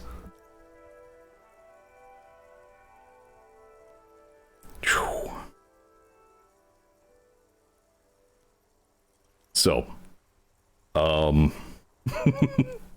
I've wanted to tell people about this for the longest time, but have usually refrained from saying it all because of the intense spoilers of this moment. But I want you to know that in my first run at this game, I failed this roughly right around there, maybe a little bit better, and an overwhelming chance to talk rhetoric to Corton guy, and passed a 3% chance to shoot him in the face. That's how my first run went. Do you want to know what Zeor luck looks like? I can't summarize it to you better than that. Who is that? I didn't know you had a third guy. Rude. Rude is the killer. Rude, the killer. Owen Cloven. He doesn't talk much. All of you cunts inside out. The killer. The gunner. The raddest. The killer. What do you think he does? He kills? Smart loincloth. He fucks natives up. Soldier of the apocalypse style. Easy now. Listen, they didn't do it. Yeah? Who did then? You should implicate yourself. Throw yourself under the embrace. Your chest first.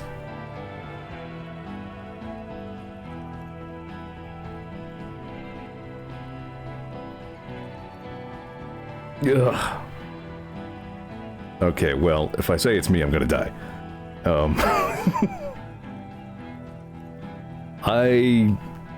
I don't think there's a right way to do this because I don't think any of these are true. I think I just need to implicate somebody to buy time. Ken says I said it was me.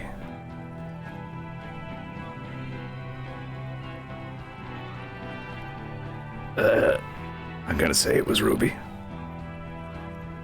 Yeah? Who the fuck is Ruby? A suspect. Ruby is a suspect we chased down on the coast. She was hiding. She was wrapped up in some really dangerous La Puta Madre stuff. You think I'm fucking stupid, cop? What if I just shot one of your pals here, right now? How about the kid? Go ahead. Tell me about some puta one more time. Bad argument. He doesn't know local mobsters. Listen, please. This cop and this drumhead cop marshal won't decide who... He's gonna do it. He's gonna shoot her. Wait, think. Why doesn't he believe me? The Hardy Boys confessed to hanging him all together. Titus said we took him out back and hanged him. He said it loud in a public place. Listen, he was shot. He wasn't hanged. Listen to me. You're lying. DePaul heard it. You heard wrong. She and these men have been helping us find the shooter. The hanging was only a cover-up. Listen. Liars. The shot rings in your ears, a low, tinny ring. Then the Hardy Boys yell something. The young woman stands and looks behind her. The shot has flown over her head, crashing a small pane of glass of the glass window behind her. I missed. I know what I heard, Corty. They said they killed him. They said it was a good way to end a Sunday night. She's right, they did say that. That doesn't sound good. You need to change the topic now, or there will be another shot. Dangerous. Ask about him first. You don't want personal facts about his dead friend coming out of your mouth. He has to start it. Who are you, Cordy? Sergeant Major Raoul Cortiner, putting in to burn this fucking mud hut to the ground. As he moves, the interlocking pieces of his armor click softly. Click, click, click, the realization comes to you like a picture puzzle coming together. His name is Raul Cortana. The dead man's name is Ellis Cortana. He's brothers with the deceased. No, probably foster brothers. Ellis was put into a foster home, remember? For killing, maiming, and humiliating our commanding officer. You're all sentenced to death by lead. Cortana, I know that name. He sways from left to right, inspecting you. Raul and Ellis Cortana. I'm sorry about your brother, Raul. He wasn't my fucking brother. We just grew up on the same farm and got beat into place by the same sick fuck. Beaten by a foster parent or someone on the farm? And then went to the same military academy and the same unit and the same war. Same fucking mud hut town, too. He looks around, then wipes his face with his armored glove. Okay, good. His parents left him in a fucking leaf compactor. Who? Laylee? Yeah, when he was small, just an infant. We researched him. We contacted the ICP and looked at his birth records. That was in there. And other things. They fucking put Laylee in a leaf compactor. And now these cunts finished the job. There's a real anguish in his voice. A drunken sadness suddenly engulfs him. Memories. It's a mindfuck, Corty. He wasn't put in a leaf compactor. They're making it up to fuck with us. Major, permission to. Open fire, we can't have that interfere now. Well, I really blew that one, didn't I? Listen, Urleli, everyone says good things about him. He was a talker. Fuck do you mean, talker? We've heard testimony. People say he was charismatic, a nice guy to be around. Yeah, he liked to chat up the natives. Share leaflets. Squeeze a bit of kit tass here and there.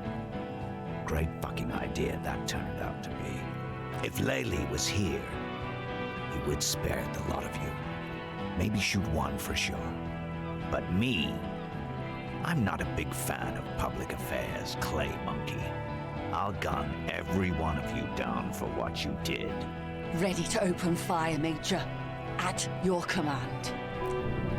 This one isn't used to being suited this long. She's uncomfortable. We'll open fire just to hurry things along. He had blue eyes, didn't he, your brother? Baby blue, yeah. Like someone fucked up and put a baby's eyes on a grown man.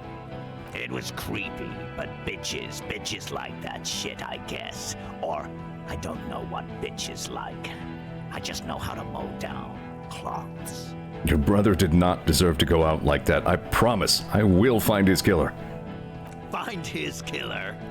Cop, his killer stands right there, shitting his pants, and you're standing in the way, protecting them. I know what this tactic is, Silo Sam. You're gonna die for them. Right here. Today. Big talk, but that leaf compactor won't leave his mind anytime soon. It's a small thing, but it got him off center. Alright, here we go. This is an illegal tribunal. Crenell would never sanction this. Who's the commanding officer? Take your pick. Really? None of this looks like it's gonna do anything but piss him off. You were called Downwell once. What happened? What always happens when you get good at your job? That name meant night raids. Fucking extrajudicial funky time. Burned villages. Shit that sounds bad on the radio. The same thing happened when we were called whatever the fuck it was. Probably won't be called Crenell for much longer either. Not after this shit. Okay, it's not much, but he's thinking about something else, and his hand is off the gun. You did something. Where is Clausia? She can explain this. Who the fuck is that? Clausia, the woman upstairs. Where is she? She left! Unarmed, hunched, but keeping it together. Gart, what the hell are you doing here? What am I doing? My fucking establishment is under fire! You know how much windows cost? What do you mean she left? She left! Her room's cleaned out! Right before these assholes showed up! We should have arrested her. Now. You can feel how upset he is with himself just for a second, then the fear takes over and he's back in the moment. Hey, Bushman! Your little cunt isn't gonna help you out of this one. She's gone. Forget about it now. Concentrate on this. You're all drunk. Look at yourselves. Yes. So what? Your judgment is impaired. You'll regret this. Nah. I'm clear as day. Fucking government-ordained super soldier. Enough already! What is this? We didn't come here to fucking chat! Interrupt me again and I will execute you on the spot, Lance Corporal. Well, I'm running out of options. The Wild Pines rep does not approve of this. You think I care what that company cunt thinks? He isn't just boasting, he really doesn't care. Back out of this now or it'll get bad. Okay, let me just say one thing. Fucking waste this fuck!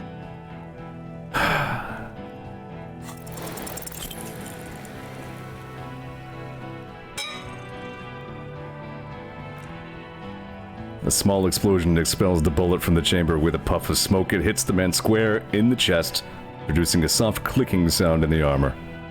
Shit. Like dice rolling. The kinetic energy of the 9mm front-loaded bullet is distributed evenly across the chest piece and into his hands. Go ahead. Give another try.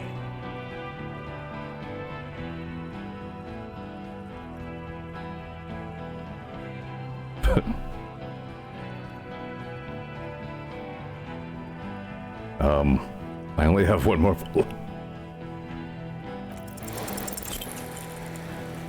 Please. Another soft explosion like a firecracker goes off in your hand. Another soft click from the gleaming white cuirass. They teach you to shoot the chest in Copland? Stupid fuck. Kill him.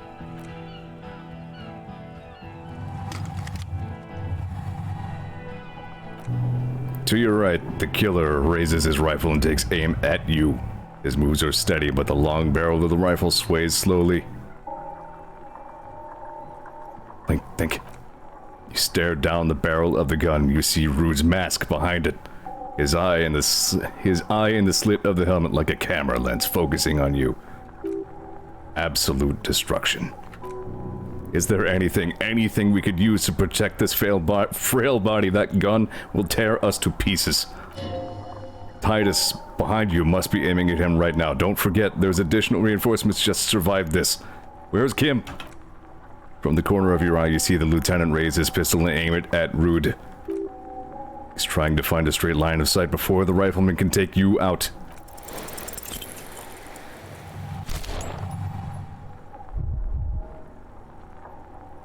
The shot rings and you stumble. Something violently tugs at your shoulder, pushing you backwards with incredible force. A volcano of burning pain erupts from your left shoulder. The pain flows over your entire body like an awful shock. A grim knowing rises from within. Half of your body must be gone. God, please. He aims face pale. He's aiming for the eye slot in Rude's helmet, an extremely difficult shot. He has to. The rifleman will fire at you again. Then 2 shots ring at once. You hear a scream, but you're too hurt to see who got hit. Kim, did he hit the rifleman? Blood gushes from the helmet's eye sockets as Rude staggers back disoriented. The sounds coming from his helmet are not human. An unbelievable shot from the lieutenant.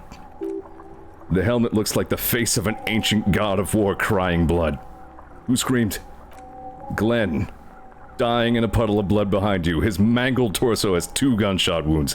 Blood gushes out of them like red geysers. Oh God, watch out! You see 2 cold eyes looking at you all through all the smoke and panic. A pistol raised, aiming at your chest, point blank. The man squeezes the trigger. A look of happiness. His eyes seem unnaturally bright, shining like stars. Something in the fear must distort him somehow. He's evil. And the end. Here it comes. Death.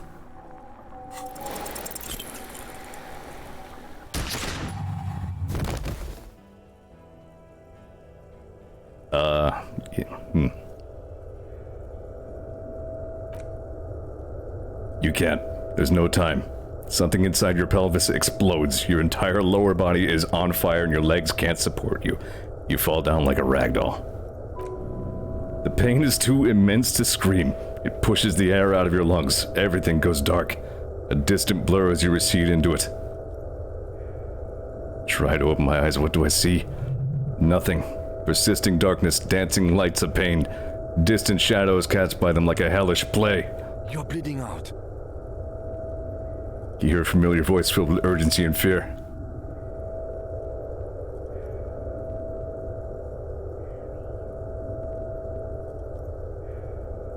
There's a white shadow that smells like apricots. It's always there. Stay with me. You feel burning hot tears streaming from your eyes. It said I have a vast soul. Do I have a vast soul? Yes, keep talking. You hear me? Stay awake. But you can't. So hard, your eyelids grow heavy and the sound's ever more distant, and a cold comes over you.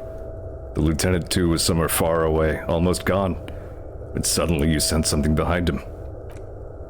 A shadow towering. Someone stands there, raising his pistol at him.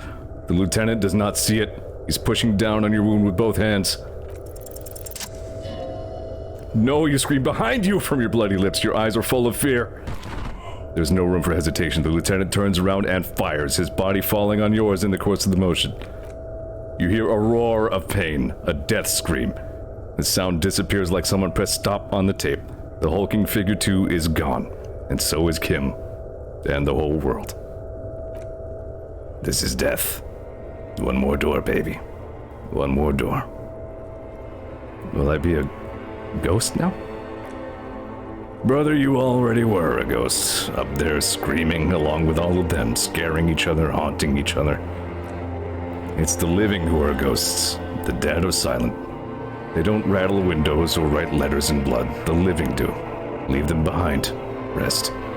No, let me back into the fight. The fight? There is no fight. The fight is over. It was lost. 1,000 years ago. You have laid here forever. Keep falling. Deeper. Take the door. He's not taking it. His body is not taking it. Oh God, no. He's not disintegrating. He's swelling up instead. Over the hours, hurting, moaning in his sleep. And rotting, and being disinfected. Smelling of drugs and feeling saliva in his mouth.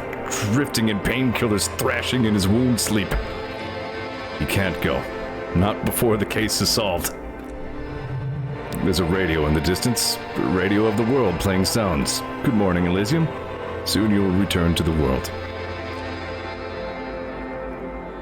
Hours turn to days. Soon you will get up again and go through it. Again! Again! Finally, we will know what the infernal engine was outside. The clarion call. It was him. He is the infernal engine. He never stops. He only gets worse.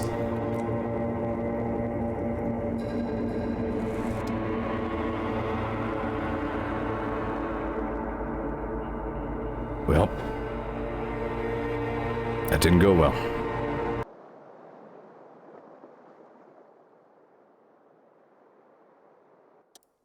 Another case where this went a lot differently between my first two playthroughs. I'm interested to see how it went this time.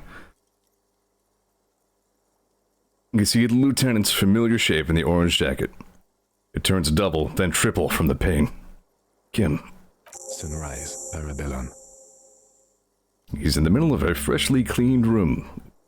The fan above his head like a halo. His face is covered in bruises. Ouch. It's not ouch time yet. You just got the Dramamine pill an hour ago. Wait until it wears off. The room, it's clean. Mr. Gart cleaned it. It took him an entire day. How long have I been out? 2 days, in and out. You've been up enough to take Dramamine and curse. And drink water. What did you say? Sunrise? Sunrise Parabellum. Sunrise, prepare for war. It's an old revolutionary saying. My gun, it's engraved on it. Cops like it. Is it war today? The gates of the harbor are boarded up. The streets are a little more empty. Apocalyptic violence is yet to erupt, I am relieved to say. I think we may have held it off, for now. Barely. Ouch. That's right. Ouch, indeed. What happened? What happened? You shot the Major, unsuccessfully. A firefight ensued. Yeah, not my best move. What happened then? As retaliation, the rifleman shot you. He hit with his carabine. I was looking for a clear line of sight. When I found it, I shot and wounded him, while Glenn took a bullet in the spine. It was meant for me. He did not survive. This is not the first person to die in his place. He goes on. Titus, Fat Angus, and Theo charged. Angus and Theo died before they made it to intensive care. Titus died in the hospital yesterday. Alain and the young musician, I forget his name, they are all that's left. Titus is dead? Yes. You were bleeding out. I think you said something about your wife, and you warned me. I was able to disarm the Major before he got a jump on me. So yeah, pretty much same result as I got last time. On my first run at this game, 2 Hardy Boys died. This time 2 Hardy Boys lived. Thank you. Although... I was not able to kill him, as I should have. Crenel took him. A stray bullet killed the Pole, though. And that's what happened.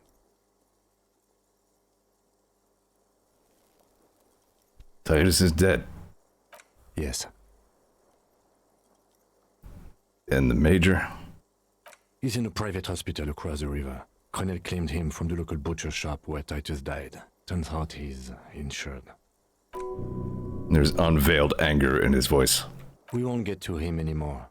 The good news is he's not coming here either. I did some damage. How many casualties on the Union side total? 5. Glenn, Theo, Shanky, Angus, the fat one. He took a lot of bullets. And Titus. Well, the story is Major courts on air. He'll live, but his days of drunken tribunalism are over. He did not survive in my first run. He lived long enough to shoot me a second time. But he, in fact, died to my bullet in that run. This time, no. So that's... all. An absolute disaster. Yes, officer. 6 people are dead. It's not a success. +1, Ruby. But what's done is done. The violence is cordoned off. The Hornets did not get into the beehive. The worst scenario has not materialized. Yet. And we are still alive. Both of us. He did not expect you both to survive once you stepped between those 2 armies. His smoking is hunched back. You have it worse, but he took a real beating. That cigarette has medicinal purposes. How bad am I hurt? Pretty bad, officer. You've suffered 2 wounds. The first is below your shoulder. The bullet passed through your shoulder blade, luckily missing your lung and heart. Seriously, can you imagine how much it would suck to have your shoulder blade shattered by a bullet? Like, you wouldn't be able to do anything with that whole side of your body. I can imagine at the time it would feel like half your body got blown the fuck off. The second shot hit you in the thigh, the left quadriceps. No major arteries were nicked, but the bullet had to be removed. Bacterial infection was treated with mercurochrome. Can I walk? We will see. If it's possible, then by pure willpower alone, you're going to have to become a cyclocomotor. I'm a cyclocomotor. Good. You'll need to be. Whatever that is. Has anyone from my station been to see me? No. A man and a woman sit in the front seat of an armored motor carriage. The woman is driving, the man lights a cigarette. Jean Vicmer is his name, and the asphalt vanishes under the wheels of the machine. Ahead, harbor cranes rise into the sky. Back to that shithole, he says. Really? I called your station after the fight. The injury was logged in. They told me they've sent officers to join you on the site. Odd. You haven't seen any, have you? I'm sure they're worried about you. You're not sure about that. If not my station, who treated me? I did. Thank you. No need. Are you hurt? Not very. I have a concussion from the Major beating me with the butt of his gun. I tried to not move too much. Things would be worse if you didn't warn me. Thank you. I did not see him coming. Stupid of me. Yeah, it's only because all my blood was trying to come out. Okay.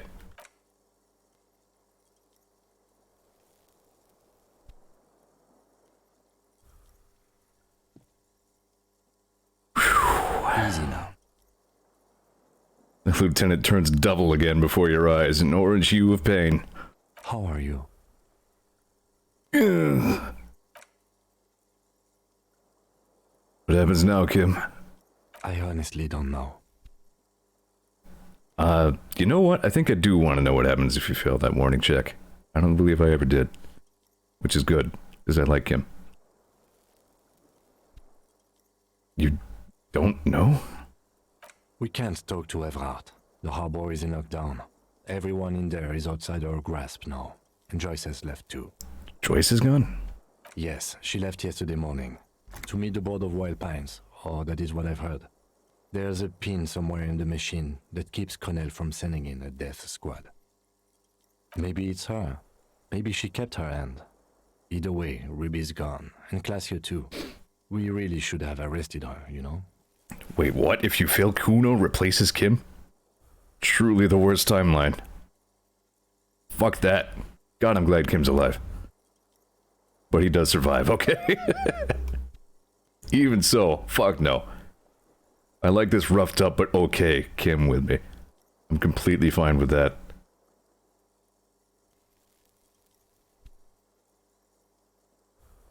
Wait, you checked? She's really... Guard confirmed she left 20 minutes prior to the tribunal showing up. Who did it then, Kim? Who killed the hanged man? I don't know. I think the dangerous theory you presented on Classio was wrong. We have not found a motive or a weapon for her. Yeah, no, it wasn't Classio. I was just trying to buy time. Honestly, I think our investigation has not produced a single credible suspect.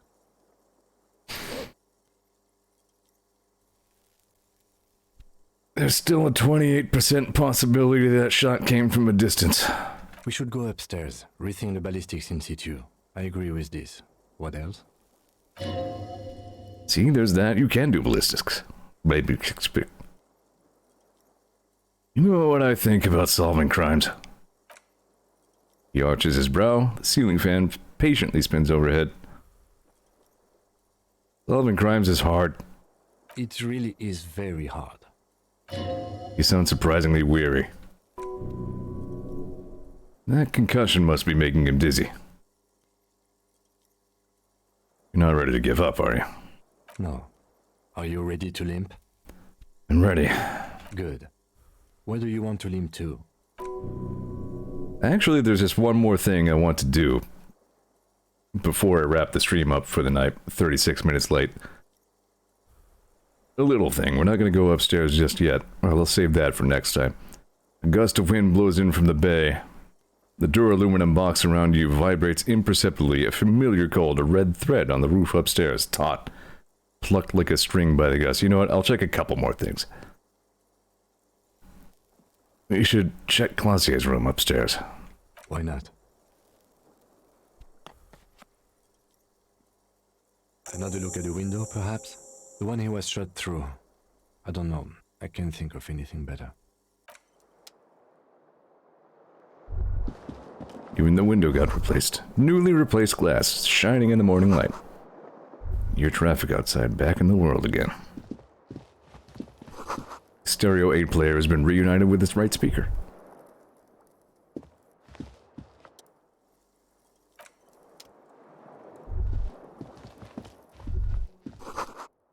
You see gleaming white enamel, no bottles inside. Look, the door's open. You can walk right into Kim's room.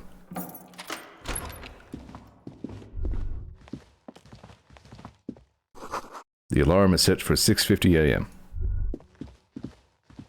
6:50. Medicinal supplies in the cupboard. Mercurochrome, a scalpel. Stuff he was using to look after me, I think. These papers bear the stamp of the RCM. They appear to be fragments of the lieutenant's paperwork, half finished. You can make out notes on this and other recent cases. I had Gart open the door to your room. You were running a low bacterial fever the first night.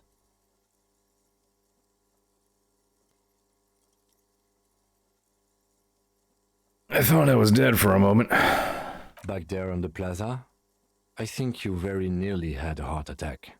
Alcoholism has damaged you more than bullets have. We should go.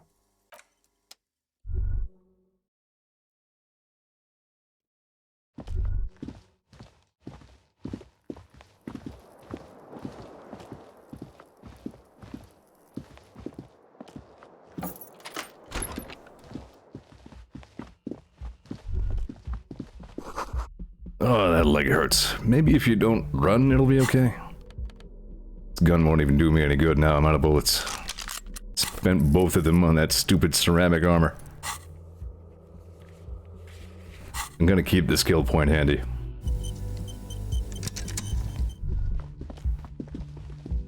Also, incidentally, if you're in like real-world shooting, yes, you are taught to shoot for the chest. You don't go for trick cinematic headshots in the real world. You want to shoot somebody, you shoot for center mass.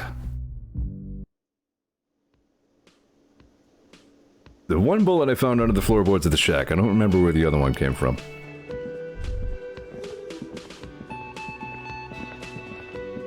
Oh, you're up. It's good to see you back on your feet. Did you like your room? I cleaned it for you. I did, thank you. Big improvement. You're welcome. I thought it would be nice for you to wake up in a clean place after you, let's be fair, defended this establishment and its clientele from gunfire. I give credit where credit is due, and that, sir, was an honest effort. I was watching until it went down. Crawled inside then. Bullets started flying. Anyway. He really wants you to realize that he was also on the balcony looking by, in the danger zone, so to say. I wish you a quick recovery. Also, you and your partner are staying here free now. This establishment supports cops. The stay is free, the drinks are not. It just felt I needed to specify that. Where did everyone go? Oh, you know, people don't tend to stick around after shootouts. Turns out they're not good for business.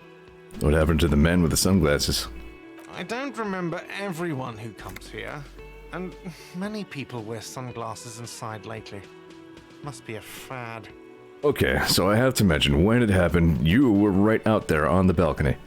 Yeah, I was. Yeah. That's because I'm a badass. Really took courage, don't pick at him. Yeah, I guess you are a badass. Yeah, I don't know. Clients were panicking. And also, I guess I sort of found out that I don't give a shit if I die. He means it. It's not just boasting, it's something he discovered about himself stepping out onto that balcony. Hang on. Yeah. I didn't get the one I wanted. Just nod stoically. Yeah, badass. He nods back at you, even more stoically. Just two badass men nodding stoically. Make that 3. Lieutenant 2 nodding, hands crossed. 3 badasses. No problem. That I wanted to make sure I got it. They always do. This guy's still here. Hi again, gendarme. God, you're boring. Bye-bye, gendarme.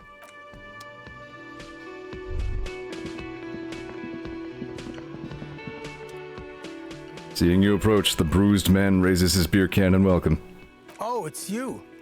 Didn't think we'd see you walking anytime soon. Elaine, look. It's the cowardly cop. Huh? Our condolences for your losses. Is he, okay? Does he look like he's okay? He does not. His unshaven face is almost gray, and he reeks of piss, sweat, and booze. Yeah, I suppose that was a dumb question. No shit, Mullen. What's gonna happen to the Hardy Boys now that Titus is dead? Titus is fucking dead. What's gonna happen to the Hardy Boys? Look around you, man. This shit is done. There are no more Hardy Boys. Oh, yeah. That makes sense. Never mind. Look, what do you want from us, man? Things are pretty tough right now. You have, any idea what happened with Classier? Damn songbird of misery, that one. And do you have any information on this songbird of misery? God said she took off sometime before the firefight. That's all. Trying to remember if there was anything. Oh, yeah. He said she seemed to be in a real hurry. She's gone, face it. Move on, there's no catching her this time around. Take care, guys. Yeah, you too. It's a rough world out there.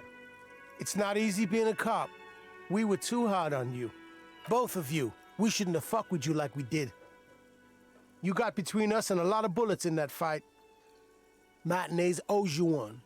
That's kind of you to say. Take care of your friend, okay? I will.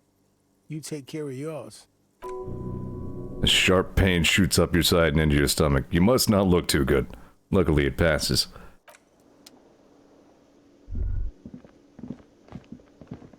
Yep, Hardy Boys are just plain gone. There just aren't any left. It's just those guys. Titus was one of the survivors in my first run, by the way. Not so much anymore.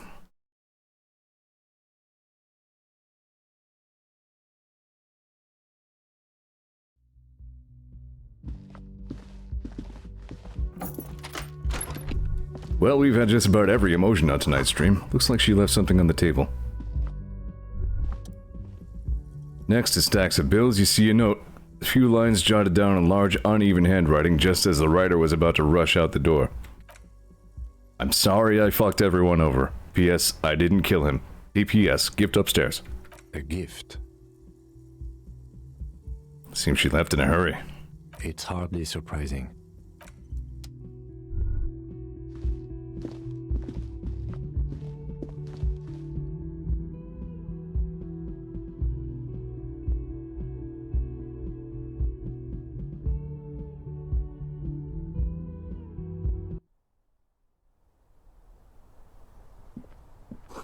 A red thread made of nylon leads out the room and onto the roof.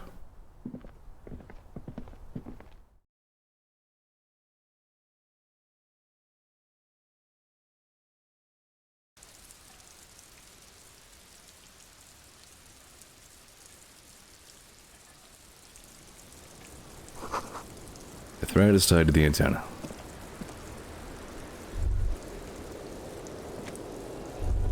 That's where I'm gonna leave off.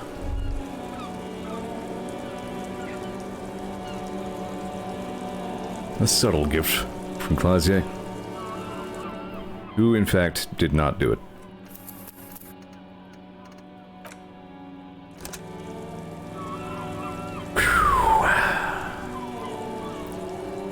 Yeah, as I thought it might be. I mean, I ran a little late for it all to happen. I didn't want to break in the middle of that, but yeah, this shit has gone down. And we just have one more lead. That's all I got for you. Thanks for watching my stream. Appreciate it. What a motherfucker of a game, huh? Like, if you want a game that'll make you feel shit. This game got me once or twice. So yeah. Appreciate you watching. Appreciate everybody chatting. Old hats and newcomers alike. Bug game tomorrow. More Hollow Knight. What else can I say? You saw what happened. Heavy shit. Tune in next week for the adventures of the three badasses in the red thread. Have a good one.